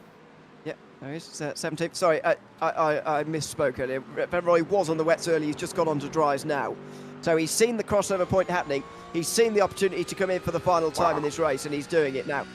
Meanwhile, Hayden Young here on board, 16.4 from his last time round. Still slower than the wet tyre runners, although it was exactly the same as Bradley Lovings. He lost 1.2 to Will Coffey last time round, who's closing in on him here. And they're in a battle as well. These podium battles here going on with just less than 40 minutes to go. Yeah, Kofi's on his way. I don't think he'll get... Oh, he might even get Crocker Jr. because Crocker Jr. is not that far out the road there. Kofi looks like he could cement third. Rogers really did not need that hit. He did not need that hit whatsoever. He could have made that pass there. That was just an absolute zero moment from Mikey Rogers. He got that all wrong. But he was in for a shot of being, I reckon, Lovings, Kofi, Rogers. That's how it should finish, being where we're at. Let's see. Here comes Coffey on the back of Hayden Young, I should say, on the front straight. Young's got a better exit there in the Porsche. But Coffey's going to be coming through here on the inside line, maybe in towards turn one. Fastest lap of the race so far from Will Coffey, or his personal best, I should say, a 14.1. And that is green on your screen, which suggests it's a personal best. He's just in behind Young here, in towards turn 3, nothing doing. So the tyres are equalising here. Just 8 tenths between them last time round. And actually, it looks to be Will Cuffey who's making the difference here on the wet tyres rather than the tyres themselves, because Bradley Lovings was 2.3 seconds slower, 3.3 seconds slower, I should say, than Will Cuffey last time round, and they're on the same tyres. Yeah, I wonder if Cuffey's the one that's making the difference, you know, making sure that he can actually, he's absolutely flying, that's the thing. Maybe he's just in that sweet spot where he just finds it a little bit more comfortable. There's another Grinch livery on the front of Hayden Young's car there. We are supposed to be voted on the Christmas liveries, but I think we might just end up having to pick one here, Mr. O'Leary, because we can't really see them to vote on them. Not really see them very well, unfortunately. No. But there we go, it is night time. Hayden Young's being eliminated at the moment. I can't really work out what it is, though, to be honest with you. I think it's a Christmas tree with a Grinch on it. That's the Grinch's face. Maybe I can have a look back and see if I can illuminate himself. Can you see that? No. Maybe forward from Coffee, is that going to be any help? Not really sure. We're going to get a good view of the back of Hayden Young's car and see what's on the back of it, but not much other than that. His own headlights are obscuring the view of his front end. Will Coffey's off! Oh, big moment! He was looking well on course for a podium here, Will Coffey. He was quicker than everybody up ahead of him. Personal best last time round. He's just pushed it too far this time. He's up on the inside curb. And that, even though he's on wet tyres, those inside curbs will still be very slippery. I tell you what, them dry runners have just had the most biggest reprieve they're ever going to get there, because they were in danger. All three of them up there, Heron, Young and Crocker Jr. were in danger from Will Coffey, and he's not given up, but he's now in behind another wet runner of Mikey Rogers. Rogers going in pit lane.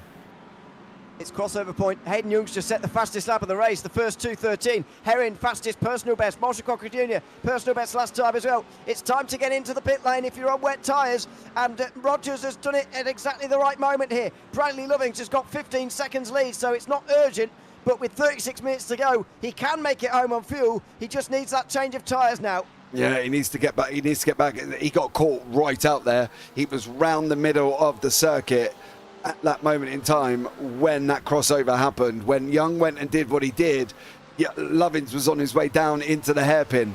So there's nothing he could do now apart from keep this car on circuit, get it round the track as quickly as he can without burning up and damaging himself. He's only got, what's he got at the moment? He's out at Tower. He's got a few more corners left, and then he's got a straight. Once he goes round Sunset, he can pull that in, but he needs to get that in this lap. He needs in. That's the end of it for Lovins. He needs to be in there ASAP. He does need to get into the pit lane at the end of this lap, otherwise he could be in trouble. He's losing his lead here, and if he's come... Oh, well, Marshall Crocker Jr. has just gone off, and so that's going to help his lead. But it's going to be Hayden Young behind him, and he is quicker than Bradley Lovings at the moment. Off in the background there is somebody, but Marshall Crocker Jr. has lost second place somewhere around the lap. I've got a funny feeling that might have something to do with Pano Hanalei.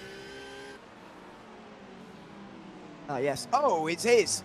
Hano's gone for a spin into Tower, which unfortunately has caught up Marshall Crocker Jr. and forced Hayden Young to slow down, so that's going to help Lovings a little bit. Now, he's coming into the final corner and towards the pit lane. Is he going to come in here at Bradley Lovings? He is. He's in pit lane. Bradley Lovings has played a blinder in strategy this race. Oh, man. Do you know what? I don't even know where Crocker Jr. was going to go. You were never making that. I'm sorry, but you're not. And now he's crashed again. The final corner. Well, let's see what happens here. It's gone in quite quickly there. And he's smacked the wall. That's the end of the podium for Marshall Crocker Jr. He broke way too late, and he has absolutely smacked the wall. It will coincide with his final pit stop, quite luckily, but he'll have a lot of damage to repair there, and there he is in pit lane. Yeah, it depends if he's still got his fast repair. That's the question going to be, isn't it? Lovins has just done, as you say, an absolute blinder. Now, he should be in and around. I don't think it's going to be too far out for Brad Lovins at the moment. It says about 18 seconds. No, 28 seconds. It can't be that much, surely. Give it a minute to settle down and we'll see what the gap is from leader to Lovins. But this is going to put Kofi and Mitchell Bowen in a really awkward place now, because although Kofi's still quick, still doing 14s though, he's now just lost it. Why he didn't come in at the end of the last one, I don't know. Yeah, I don't know, because it's all well and good that he's doing 13s, that's great, but sorry, 14s, but Josh Herring's doing 13s. 13.4, best lap of the race so far from anyone last time for Josh Herring. Those dries can go quicker than the wets, so it is absolutely time to come in. Bradley Lovings is going to be losing. It's going to be 30 seconds behind Young. He's going to be losing time for the rest of this stint as well.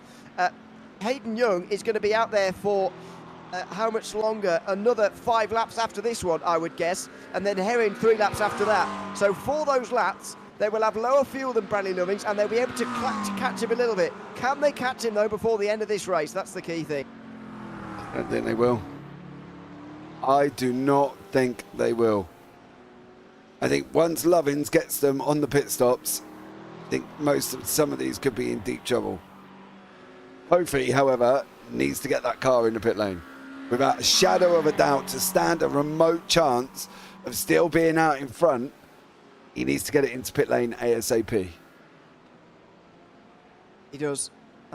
And Lovings is quite close to Bowen now as well, so he's got to be in. He's very wide, Coffee, here, but he's got to get into pit lane. 2:11 last time from Young. He's losing time now, Coffee. He was making the right calls earlier. He's now losing time, hand over fist. Last time round, 14.3. That was 2.5 seconds slower than the race leader. Wrong. Oh, Michael Dion, what is going on today? Let's hope he's still at his front end by the end of it.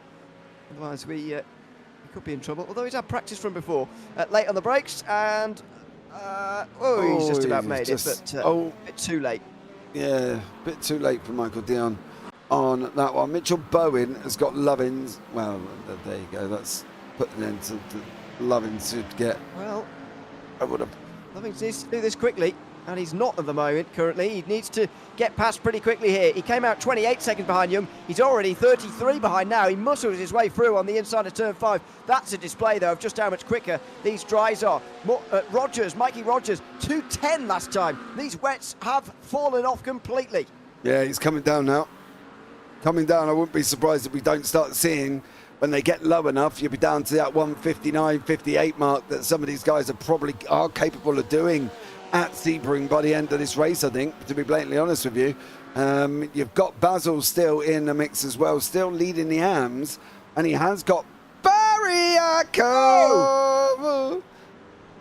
That was Basil straight into the back of Acker there, and Basil is on the wets again here, so wasn't he on dries earlier? What's happened here? He pitted on lap 16, so no. I think that was his first stop. It. Yeah, that was his first stop onto wets. Right. Yeah, you're right. So he's got to come in and make his second one, put dries on here, otherwise his progress that he was making earlier, his great progress, is all going to be going away. Oh, blatantly. Yeah, he's got to get it round now, get it home and get it in the pit lane.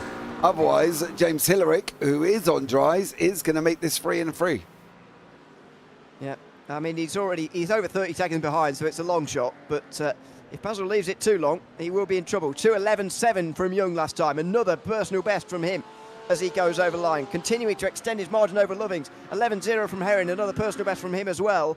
The problem Lovings has got is that he is on the right tyres right now, but he's always going to be heavier on fuel than Young and Herring right up until the point they make their final pit stop. So there's not a lot Lovings can really do other than see some of that margin go away. Yeah, the problem is his pit lane time's around about 22.7. That was Lovins' pit stop last time out. So plus the pit lane time of about 54 seconds. Obviously, we know how that works out. It's about a 30-second run through the pit lane anyway. So that's with their pit stop. So as long as Lovins can stay within that 30, 35-second mark, he should still come out in front. Well, hold on a second, because Young and Herring might not change tyres, which could reduce their stop time dramatically. I think Hayden Young's still 3.5 laps away from a pit stop, which is about 7 minutes or so. He'd only need 22 minutes of fuel rather than Lovings, who needed a full 40 minutes or so, 35 minutes. So that pit stop time could be a lot shorter for Young and Herring, and so there might not be a 22-second stationary time. Okay, we'll see how this one goes. Oh, Brett, you didn't go in pit lane. Why did you not go in pit lane? He has just been literally walked past by Mike Rogers, and he's going to be the same. I think the problem is him and Cole Modric, both of them are still on wets. So both of these are still on wets here. And I think that's crazy. And Kofi's still not even recognising that he's either on wet tyres or thinks he's doing all right. I don't know, but he's still going out on wets as well with 28 minutes to go. There's only one driver, in my opinion, who's made the perfect strategy today, and that's Bradley Lovins. He came in on exactly the right lap for going on to drive from the wet tyres, and he's made 2 pit stops as short as he possibly could, and he's played this absolutely perfectly. If he does win this race, I think some people will say, well, got a little bit lucky with the conditions. Absolutely not, in my opinion. He has played the conditions absolutely better than anybody here, and so thoroughly deserves to win this race if he goes on to do so, because the top 2 are very quick right now. Woodcock has left it a few laps too late, but now he is in from 3rd. Yeah, but Lovins is going to come around and take that away. Kofi's not even stopped there. There goes Lovins on the outside, so Lovins is going to get that job done. Got that gap now to 31, but now he's got a little bit of a clean track. Look at that lap, 2:09.5. Yeah, that's very quick from although he did have an off track, so it won't count towards his personal best. But blimey, that was quicker than the top 2. Yeah, Mikey Rogers is on a 2:08.82 at the moment. Rogers is this time flying. He is. Maybe the McLaren is one of the cars to have around here in the dry at Sebring, but the wet weather obviously straight into the hands of the Porsches earlier on. This time round only a 10.4, but that's still quicker than a lot of drivers.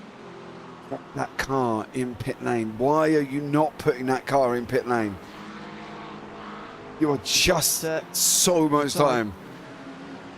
I mean, look at the way Coffey's going to get past Basil here. Even on cold, dry tyres, he's going to be getting through very quickly. Yeah, Basil's got for driving the perfect race as such, because he had time in hand to make there, to now just not realising that everybody in and around him is going a lot quicker. You know, 2:16 for Basil last time out.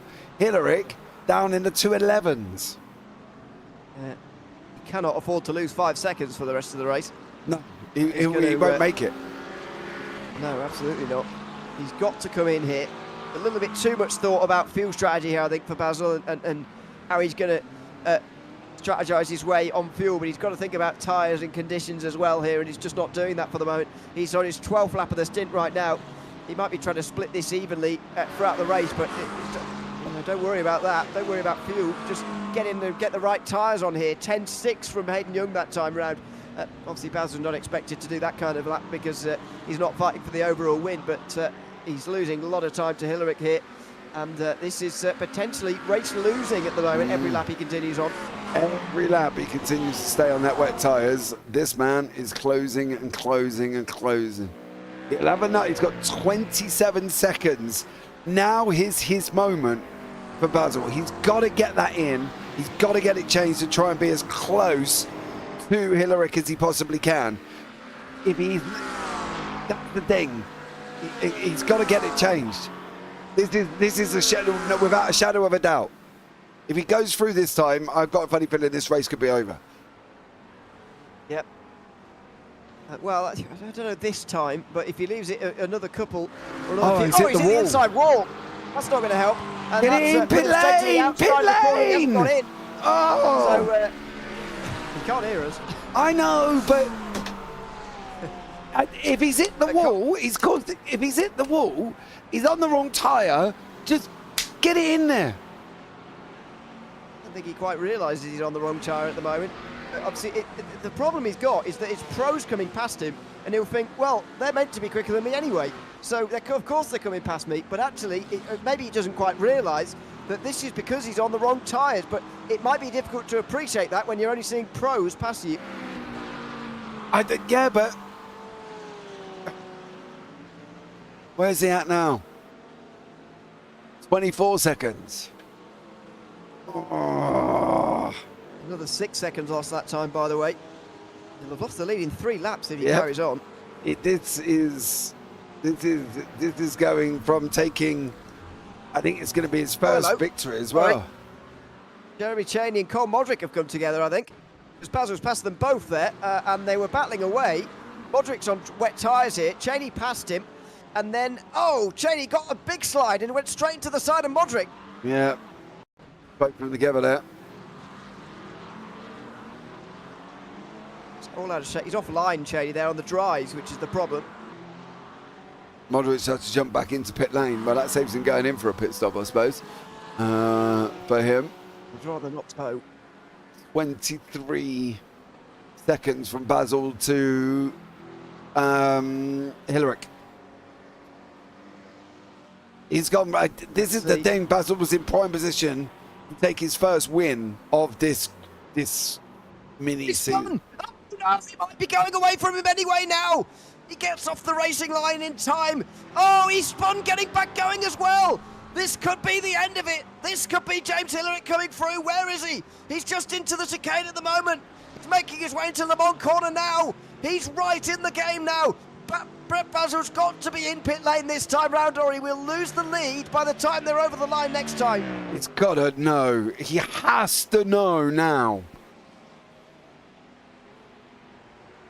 Come on, Brett. He's the highest placed driver on wets, of course. He's the only one inside the top 12 who's on wets. He's going very deep again.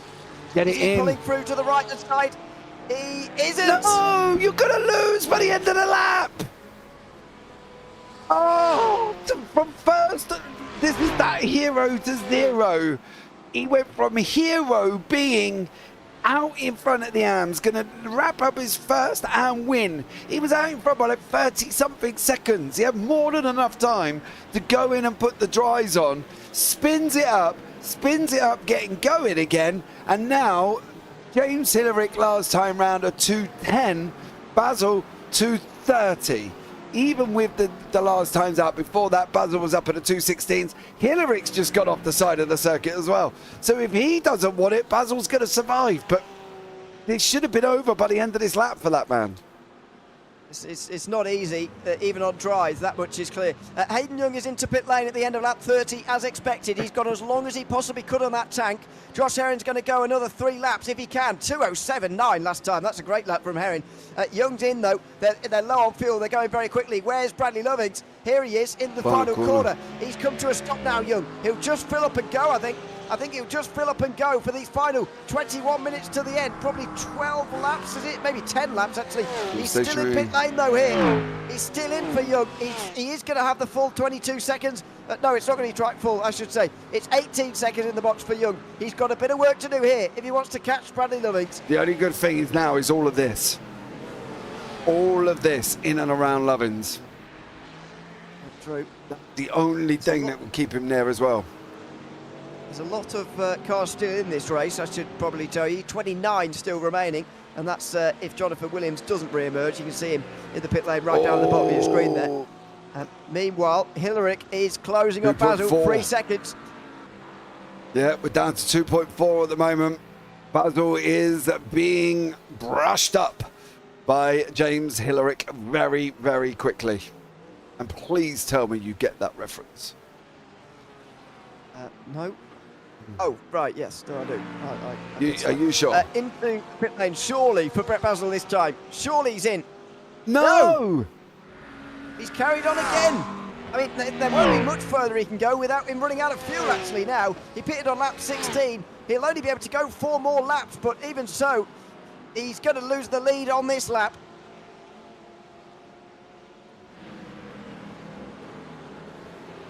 I don't really know what to say. He surely can see if he's reading a relative, or if he's got a spotter, or if he's got crew chief, or if he's got some form of thing in it. I don't even care if you use Trophy AI and have an II in your hero. Somebody somewhere must be telling him he's losing time like a leaky tap fixed by a bad plumber. He's just flushed away any hope of taking a first win.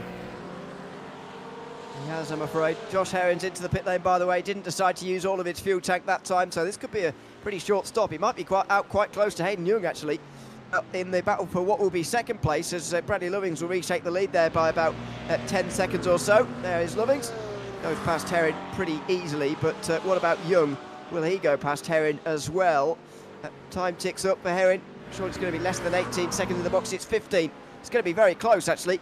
Over the line. Not that close, actually. Young goes through into second place. So there's your margin. Young 10 seconds behind Lovings. And Herring about 4 seconds behind Young. Yeah, Mikey Rogers 2:05.6. Hillerick 2:11. Basil 2:14. So still 3 seconds from James Hillerick. He just doesn't understand pit strategy, says William Bailey. It makes no difference. I don't even think it's got anything to do with pit strategy at this moment in time. It's got something to do with a relative, a crew chief, and monitoring the lap times of the person behind you. That's it. 3 factors into driving. That's kind of pit strategy, isn't it? No. Pit strategy is if he's gonna want to run his tank out, or if he's trying to get it to the end, or you're not pit. There you go. He's going in now. He's not going in. Oh no. Hillerick's gone in. Wow. Well, he needs fuel clearly. Hillerick put on the dries quite early, and he's now needing a pit stop. So, it's Hillerick with his final fuel stop with it. So we're not going to see pass Basil on the circuit. We're just going to see him pass him. I guess in the pit lane as Basil carries on for at least another lap here. This is it.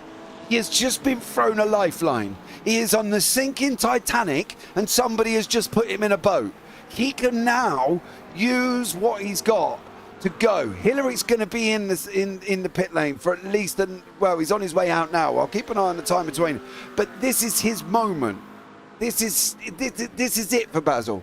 Go and cover him off. Go straight in, get them tyres off, and get them dries on. Because otherwise, Hillerick's going to come straight back at you. He went to change tyres and what ones to use. Yeah, maybe. Get hold of him, Will. Go and find him.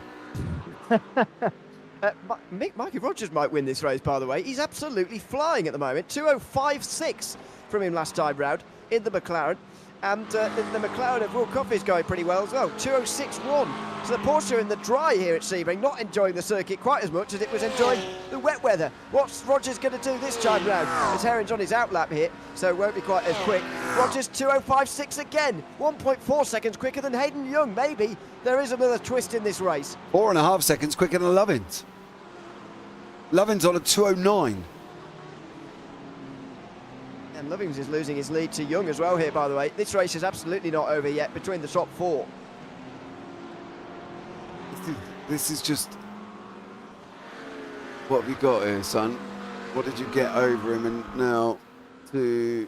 Where are you? It's got nearly... I think that's about 25 seconds for Basil and Hillerick now. Go in pit lane. Please go in pit lane. And he's made it. Yes. Good boy. Now this is where we're going to see if he comes out or not. Herring's in trouble for Mikey Rogers. I'll keep an eye on the Basil and Hillerick situation. We certainly will. In towards Tower Corner. If Rogers is going to win this race, which is an outside shot, but you know it's not impossible, he does need to get past Herring pretty quickly here, so he needs to work on this. And in towards Bishop Corner he's going to. Look at this, very close to the back of Joshua Herring. He's actually looking up the inside line now. Oh, that's audacious down the inside. He needs to be careful. Oh, he very nearly got into the side of the Porsche, but Herring was nice enough to give him some room there. And so that is Mikey Rogers up to 3rd place now on the podium. Oh, Hillerick's there. Oh, he's there. Basil's there. In the background. And somebody just got that wrong. That was Curtis Matthews, I think, entered pit lane. Yeah, but there's Basil. He's a long way behind James Hillerick. The pit strategy has cost Brett Basil, I'm afraid. The tyre selection going on the dry tyres far, far, far too late has seen him throw away a half-minute lead. That was up. I don't know. I can't bash the Portia man anymore. He's driving out there at the moment. Fair play to him. You're in 2nd. That could have been his maiden victory, and that would have been only his 2nd podium of this 6-week group. Oh dear. Well, in the championship, by the way, of the pros, Herring is going to lose some points here. I think that's pretty certain now over Bradley Lovings, but. How many is Lovings actually going to get? Is Rogers going to pass him by the end? Quentin Price has just towed back to pit lane, by the way. He's dropped down the order again. Yeah, he's just had a right little... I think he's done something here. I'm not entirely sure what he did, but Oh, he's hit the wall. Did he? Yeah, he net coded the wall. Oh, wow. Watch the rear, his rear left. Oh, yeah, it looks like it a little bit. A little bit. Yeah, I mean, it's not major contact, is it? No, he doesn't even hit it. He just, unfortunately, That's what I mean. he just literally ends up kissing the wall. Just off the wall there. And then it's caused him, probably see the smoke come out the back. And that's it, unfortunately, for Quentin Price. He's so back to pit lane. So, never good. That's pretty unfortunate for him as Rogers moves on. He just passes Sepulveda there by the looks of things, letting everybody through. And Joey Moses is going to fancy his chances at a podium actually now as a result of this. Oh, in the background, up over the curb, just in front of Mains there was Joshua Herring. And so it could be on down there in the AMs. It looks like Joey Mains is going to go into Christmas on the top of the AM Championship if things stay as they are. JT Sawyer is out of the race, I think. I don't see him in the field. Where is he? Oh, no, he isn't out of the race. He's 22nd, excuse me. It's just a couple of positions behind Joey Mains. It is not going to be a big gap between them at the end of this part season. No, not at all. I think this could be an interesting one. Who has just gone in front of him there in the pit lane? That was Matthew Brennan. Has just gone in pit lane. But Mains and Sepulveda, this is for third in the AMs. So for Joey Mains, he's got to get on his bike a little bit because there's Sepulveda in front. But this could be a nice little battle as well. Wow.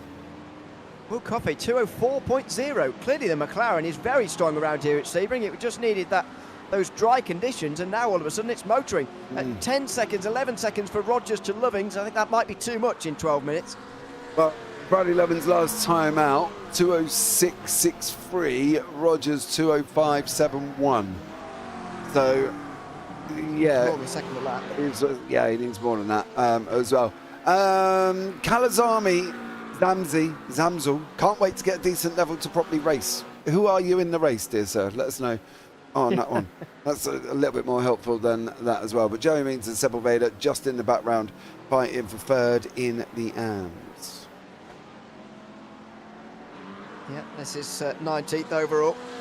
Should be where they finished actually here, 19th and 20th, but it's a case of what order is it going to be? All these two. No Christmas livery for Joey Mains by the looks of things. That looks like his normal livery to me. Yeah, it is. Hendricks. Okay. So he'll be looking for his way through on Sepulveda here in the McLaren. Interesting that Sepulveda's not quite been able to get the speed that Rogers and Coffey have been able to get out of this car. He's an AM. No offence to him. Well, not the same speed, but I mean compared to his opponents, he's not getting the same speed. Yeah, I think... I don't know. I can't answer the question, but he's just made a mistake and Joey's just gone past him.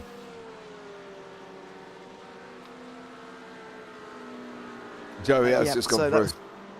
Yeah, that was pretty easy in the end for Joey Mains. Bit of a mistake from Sepulveda, and he drops down the field. Personal best from Bradley Lovings, just picking up the pace right when he needs it. 5 laps to go now for the race leader. Should be anyway, as we get 10 minutes to go. Fastest lap of the race though from Rogers, 3.5, 203.5, 2.4 seconds quicker than Lovings. That is the kind of pace that could get him into the battle for the lead on the last lap. Yeah, I still think there's 201s. I still think 201s are coming. We're going to run out of time. Not sure we're quite going to see the times come down by another 2 seconds in the last 10 minutes. Don't underestimate. We didn't expect it to come down to a 203. I think on that one, Quentin Price has made another mistake. Yeah. This is into turn 7. This might be why he jumped back to the pit lane. Or it might be after that. We're not sure. Oh dear. That's late on the brakes from someone in the background, and Price has to go off the road. This is him, of course, this is him re-emerging after towing early on, but he's still going. Because he missed a round in this part of the season, Price, every point counts effectively. He doesn't have a drop score, he's just dropping that DNS. So he does need to carry on and get whatever he can. He can at the moment if he can get anything out of this. Nick Marshall's been into pit lane as well. Another driver's been in a couple. Oh, Joey! Please tell me he's only just gone and done bumped to, I don't know, gone off the side of the circuit. Whether he's still, oh, big snap on the, yep. And around he goes and then just sits there waiting. Sepulveda goes back through. Thankfully, it's only cost him that one place. It's not cost him anything else, so he will stay ahead of Jim Sawyer, which he'll be pleased about. 1.1 seconds for Rogers as they come up towards the line again here. What's the lap time this time for Bradley Lovings? Is it another personal best? It probably needs to be.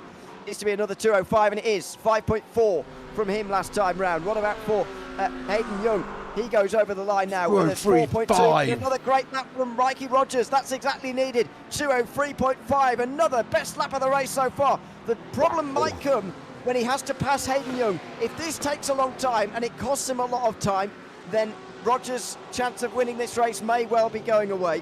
Oh, that is mighty from Rogers. 7.5 minutes to go on that one. Carly says, I'm not in this race, still a rookie. Oh, okay, that would explain that one. But yeah, this is going to be a very, very interesting battle down to the end. It certainly is. And towards turn 7, Rogers needs to make light work of Young here, who's catching Lovings himself, 1.2 seconds, but he needs to gain by more than that. The two of them need to gain effectively 2 seconds a lap, and they'll be right there by the final corner of the final lap. So even then, they'll be cutting it close for time. Yeah, that is Young's and Lovins' lap time there. So those guys are, you can see it's 1.2 Lovins lost over that last one. Sure, I don't expect Lovins to lose that much though. I don't think he'll lose the lead. Well, I don't expect him to either, but you just never know in this race anymore. Rogers has already gained his 2 seconds for this lap pretty much. He's 6 seconds behind all of a sudden. Yeah, I don't think he shouldn't lose that amount of time. Should he? He has done the last 2 laps. Well, oh, here he goes. Oh, goodness, this is exactly what he needed. He needed to get through very quickly on Young, and he might be about to. He gets an amazing run out of Le Mans and onto the Ormond Straight. Mikey Rogers is going to be down the inside here into Sunset Bend. He's going to be careful on the wetter stuff on the inside line there. He needs to make sure he's not gone in too deep here. And he's made it to the apex. He's up to second place. Rogers 5 seconds behind Bradley Lovings with 6 minutes to go. This race is absolutely on here. Yep. Oh. 2:02. He's just pulled nearly 3 seconds out of him. Mikey Rogers. This is the Mikey Rogers show. There you go. What more can you ask for from this man? Off in front of him, a lot of traffic, which might have been hurting Lovings in the last few moments. One of the Lamborghinis, though, went straight off the road there. That might have been Bradley Tidwell. It was Tidwell. Tidwell had an issue, and then Lovins was in behind it. Oh, Lovins was actually in front of it, so he survived, actually, at that moment in time. And there goes Tidwell just off the side there as well. So, unfortunately for Brad Tidwell, that's a little bit of game over. Mikey Rogers, 4.7 seconds. This is absolutely on here between these two. This is absolutely on, although traffic again here. Mark Long is just ahead of these guys, as is Brett Basil. So Rogers needs to work his way past these two very, very quickly indeed. And this might be where Lovins has been losing some of his time in the last few moments. Rogers flashes his lights. Oh, and he gets through on the outside line in towards Tower Corner there on Long, who stays out the way of these two. Yeah, Long didn't want any of that. Gian in YouTube chat, Long in P2 in class. Nice one. He is, yeah, believe it or not, Mark Long, P2, down in 16th, behind the AMs. Just goes to show what sort of race it's been for a lot of the people at the bottom end. Rogers needs anything and everything out the way, and he needs him out the way quick. Use Basil for a tow. Kofi's just crashed. We'll have to have a look at that as well. Use Basil for a tow. No, don't flash him to get him out the way. Use him. Use him, Mikey. Use him. Now go right at corner entry so you're not losing your time. And he's going to get the entry. Nicely done. 3.8. So Basil stays out the way nicely. And with 2 laps to go, Rogers is in the clear. He can see Lovings up ahead of him now with a little bit more traffic up ahead of him here again. That's James Hillerick, who's leading in the AM class. 2:04.4. He's having to go on the inside line. He loses another 1.5 seconds. Yeah, another 2:02. If he reduces the losses to 1.5, then Lovings is going to make it. But only just. This is going to be so close. Oh, he's coming at him like an absolute rate of knots. There he is as well, and the McLaren of 4X Racers, Mikey Rogers. He needs Hillerick out the way. Don't think James is going to do anything silly. He wants that third victory in a row, which at the moment he's got by 3.8. I think it's 3.8 over Basil at this moment in time. But Hillerick, for Rogers, he needs Hillerick to go and move because he has not got long. He's got 3 minutes left, which means it's going to be probably this one and one more, maybe possibly another one, but that third one is going to be very close. It shouldn't be two more at the end of this one, but if it is, then Rogers is surely going to be favourite for this. Just think back to what happened at this very corner a few minutes ago, by the way, or quite a few minutes ago, over half an hour ago now. Contact with, I think it was Merriam at the time, wasn't it? And the two of them spinning around. If Rogers hadn't had that spin, he'd already be in the lead. No, Merriam's out. I know, but who did Rogers make contact with? Herring. Well, was it Herring? Okay. I think it was Herring. Yeah, so Crocker Jr., Young, and Lovin. No, Crocker. Oh, I don't know. I think it was Herring. It was one of them. It was a Herring or Merriam. One of them. He hit one of them. 2.7.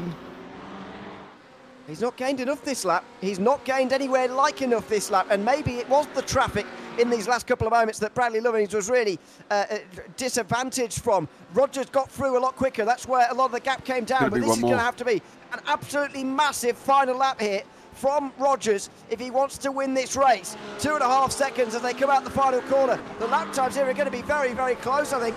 Rogers has gained less than a second on this lap as they go out the final lap. 2 minutes to go. 4.4 from Lovings, 3.3 from Rogers. That is not enough.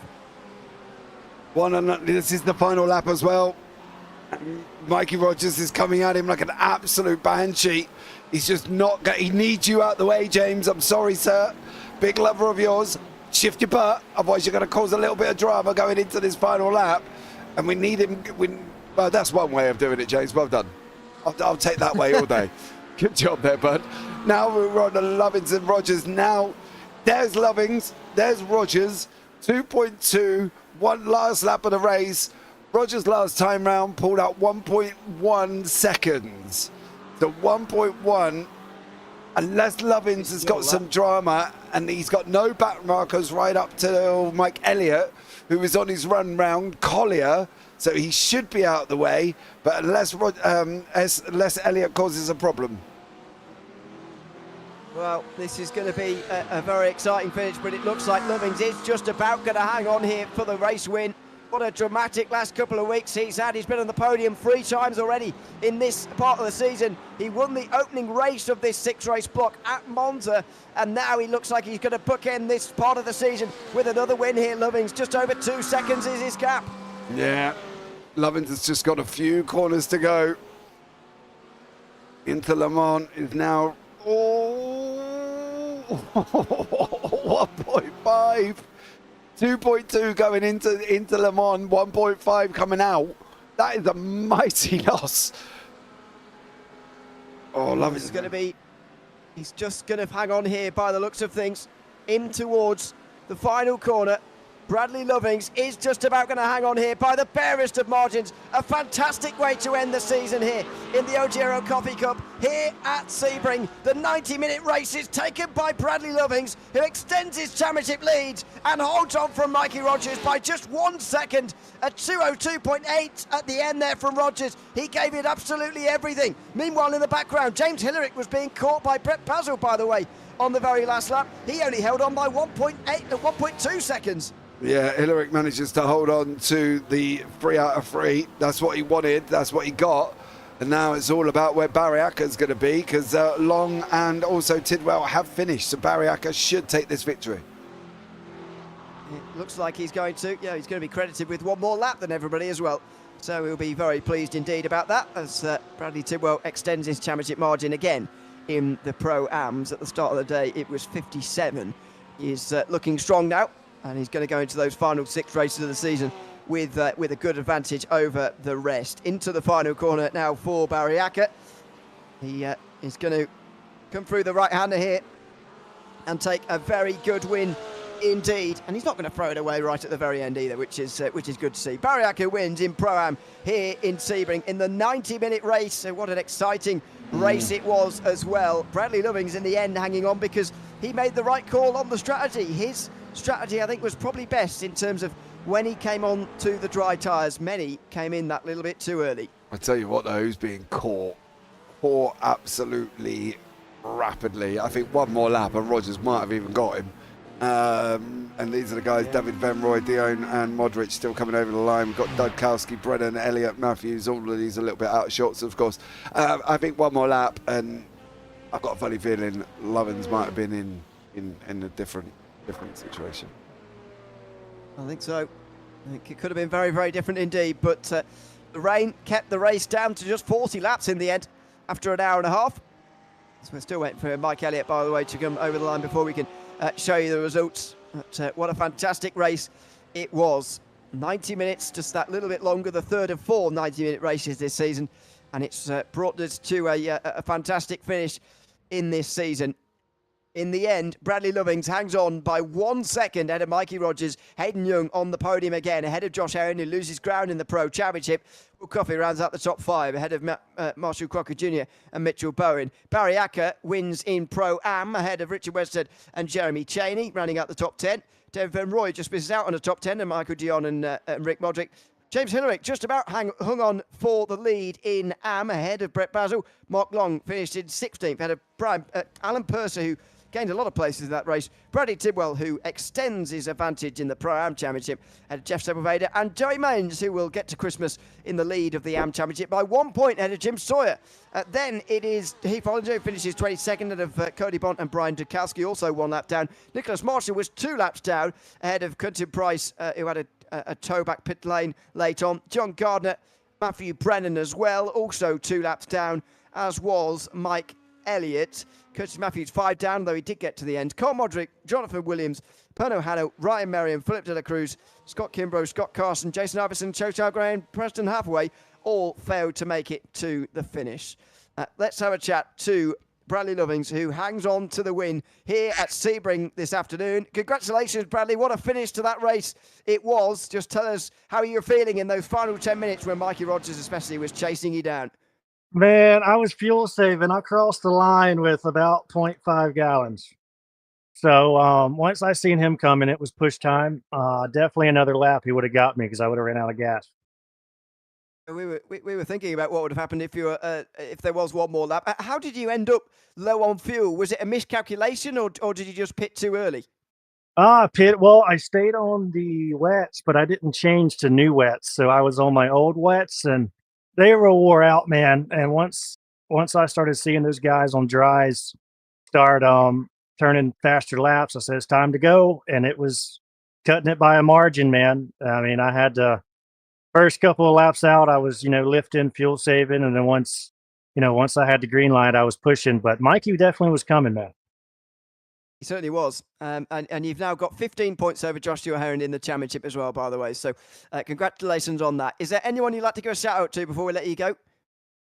Just you guys, OGRL, man. This race was kind of crazy with the strategy. I qualified with a Daytona road setup by mistake. Oh. I can't believe I got P4 with that. No, I mean, it's just hopefully you guys liked all the holiday paints. Did you guys pick one? Stop. How do you look? I wear glasses, Brad, right? I love you and everything else. And, we've got bromance and all that sort of thing going on. How do you expect us to pick holiday paints in the dark? Well, I guess I didn't think that one through. No, you did not.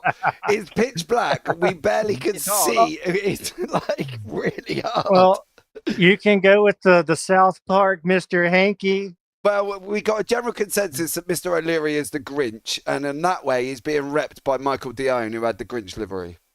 Howdy ho! But yeah. So if we're going to go with a livery, let's rep Ewan O'Leary's Grinch livery on Michael Dion. I'm good with that. Hey, I hope you guys have a good holiday. I appreciate the broadcast, and I'll see you guys after the break. All right, man. Have a good one, mate. Have a good Christmas, and we'll bye-bye. We'll see you afterwards. Bradley Loving's the winner tonight here at Sebring. Tonight, I've done it again. Just this afternoon, of course. Mikey Rogers couldn't quite chase him down in time. We'll chat to him now as well. Welcome in, Mikey. Good to have you with us. You were very close in the end. Tell us how you were You feeling in gave those me final Alfie laps. Nichols. Oh, mate, what a race. Like, I was struggling so much in the rain. The car just wasn't loving the rain. As soon as it dried up and yeah, it just came alive. I was just like, where's this pace coming from? And, you know, what happened in the comments, I just wanted a bit of a Mikey show, right? Hey? Oh, mate, they heard your songs a bit. Did they? I played it at the beginning. I had a bit of a spin with Heron, so sorry there. I lost 7 seconds there. So, but no, yeah, it was unreal at the end. And luckily it was white flag when it did, because it was, I was like, well, it's a bit touch and go with the fuel. But yeah, it was a great race. It just came alive, the car. So very happy. Yeah. What was it, the wet weather that was really not helping the McLaren, or is the McLaren very strong in the dry at Sebring? What was going on there? Because the Porsche is obviously really good in the wet. We all know that. But actually, the McLaren, when it dried out, seemed really, really good. So what was going on there? Yeah, it's just coming out of corners. The McLaren is just so tractiony. It bogs down, and I just can't get the power down. I steered my setup more to a dry setup anyway, just because of, you know, looking at the forecast for this week. It just took so long to dry, and then, you know, when I saw the other guys going on to dries, I was like, oh, do I do it? But then I was looking at the lap times, and I'm like, no, it's not time yet. So I went out on another set of wets, and then took a bit of a longer pit stop next time to go on to dries, and I think that was the right call. I think Bradley did a bit of the same as well. But yeah, one more lap, and it would have been very tight. So yeah, well, brilliant race. Brad said he would have run out of fuel if there was another lap, so that's a whole other thing entirely. But there we go. Is there anyone you'd like to give a shout out to before we let you go? Yeah, just a shout out to the other boys in 4X Racing, Jason, who's in the race as well, Sander helping me out for my fuel, and also to my wife, Merry Christmas to her. I'm working on Christmas Day, well, Christmas Eve and Christmas Day, so yeah, hopefully, little Merry Christmas. She's watching downstairs, so yeah. No, just at work, so for 2 days, so yeah. No, great little Christmas present, P2 there, so I'm very happy with that. Yeah, well, have a good Christmas, even if I'm sure you'd rather not be working, but there we go. Have a good Christmas either way, and we look forward to seeing you after the new year. You too, boys. Merry Christmas, and thank you very much for what you've done. Thank you. Thanks very much, Mikey Rogers. There, second place tonight at Sebring. I'm just going to do that anyway. Hayden Young finishes in third place, just in behind them. Welcome, Hayden. Good to have you with us as well. Third place for the last race of 2024. How did you find that one? That was really hard. That was really tough. That was the. I know I didn't have it in the dry. I was hoping it'd stay a bit wetter than it was, but yeah, I really enjoyed that. Really enjoyed. What was your thinking through the stages of going on to the dry, staying on the wets? Because you were one of the early ones. It didn't seem to quite pay off in the end. But what was your thinking throughout the process? Yeah, I just thought I'll give it a try, and I think I was a couple of laps too early, I think, and I'd have been a bit closer. But yeah, it is what it is. Really enjoyed it, and yeah, hope on to the next ones. Don't even know where they are yet, but we'll hopefully find out. No, I don't think they're even on the sheet yet, so nobody does. Which is quite fun. So we look forward to that. Is there anyone you'd like to go shout out to before we let you go? Yeah, the two guys on the podium, Bradley and Mikey, they were super fast today, and probably with my mum, she's probably in chat as well. Melanie Young, she is. So shout out to them, friends and family. They'll be watching. So, and you guys, thanks, mate. Thanks very much. Have a good Christmas, and we'll see you in the new year. Cheers, Merry Christmas. Thanks very much, Hen Young, the third place in today's race at Sebring. Pro-Am was taken by Barry Acker, who we can now chat to as well. Welcome, Barry. Good to have you with us. It didn't see much of you actually during that race, but a top 10 and a Pro-Am win. How are you feeling after that one? Oh, I feel great. It was a good race. A little stressful with figuring out when to switch to dries. I switched on the first pit stop, and it was a little sketchy coming out after the pit stop, but towards the end, the thing just took off like a rocket ship. It was on point at the end. everybody in Pro-Am seemed to go on the dries a bit too early, to be honest. If you were all able to use hindsight, I'm not sure many of you would do that again. But just how difficult was it to make that decision when the track was drying a little bit, but it was taking a very long time? I spent probably the last 5 laps before I pitted contemplating what to do. And then my teammate Josh went in 2 laps before me. He put on dries and he was like, "It's really sketchy out here. I don't know what to do." And I was like, "Well, I'm just going to send it and put dries on and hope for the best." And like I said, in the beginning, it was a little difficult. I lost a little bit of pace to the guys that, pitted in and took new wets or stayed on wets. But about 5-ish laps after that, maybe 10, it come to life. Well, congratulations on the win here in Pro-Am. Is there anyone you'd like to give a shout out to before we let you go? Thank you, guys. First of all, I got to give a shout out to my wife for letting me spend all the time that I do doing this. I got to thank my teammates, Josh and James, for practicing with me. Josh is a huge help to both James and myself. Thank you guys for the amazing broadcast. It's awesome to be able to send it to friends and family, to be able to watch. You guys do an amazing job, and I love it every week. Thanks very much. Have a good Christmas, and we'll see you in the new year. You guys too. Thanks, guys. Thanks very much. Barry Acker there, the winner in Pro-Am. James Hillerick can also join us, the 3 in a row times winner now in the AM class. Congratulations on that, James. It was a fantastic win again, and a close one as well. Just 1.2 seconds. How are you feeling at the end of that one? I'm happy. I don't know. I got nervous there at the end with the actual leaders of the race coming up on me, and I started watching the mirror a lot more than I definitely should be. So I know I thought was it Brett, I think, was going to run me down because I kept making mistakes watching that. But no, it was a great race. I wish it would have stayed wet. I like the track a lot more wet than I did that wet, dry kind of feeling or whatever it was. It was completely nerve-wracking. I know I bent it on the hairpin before I pitted there, and I thought the race was over for sure.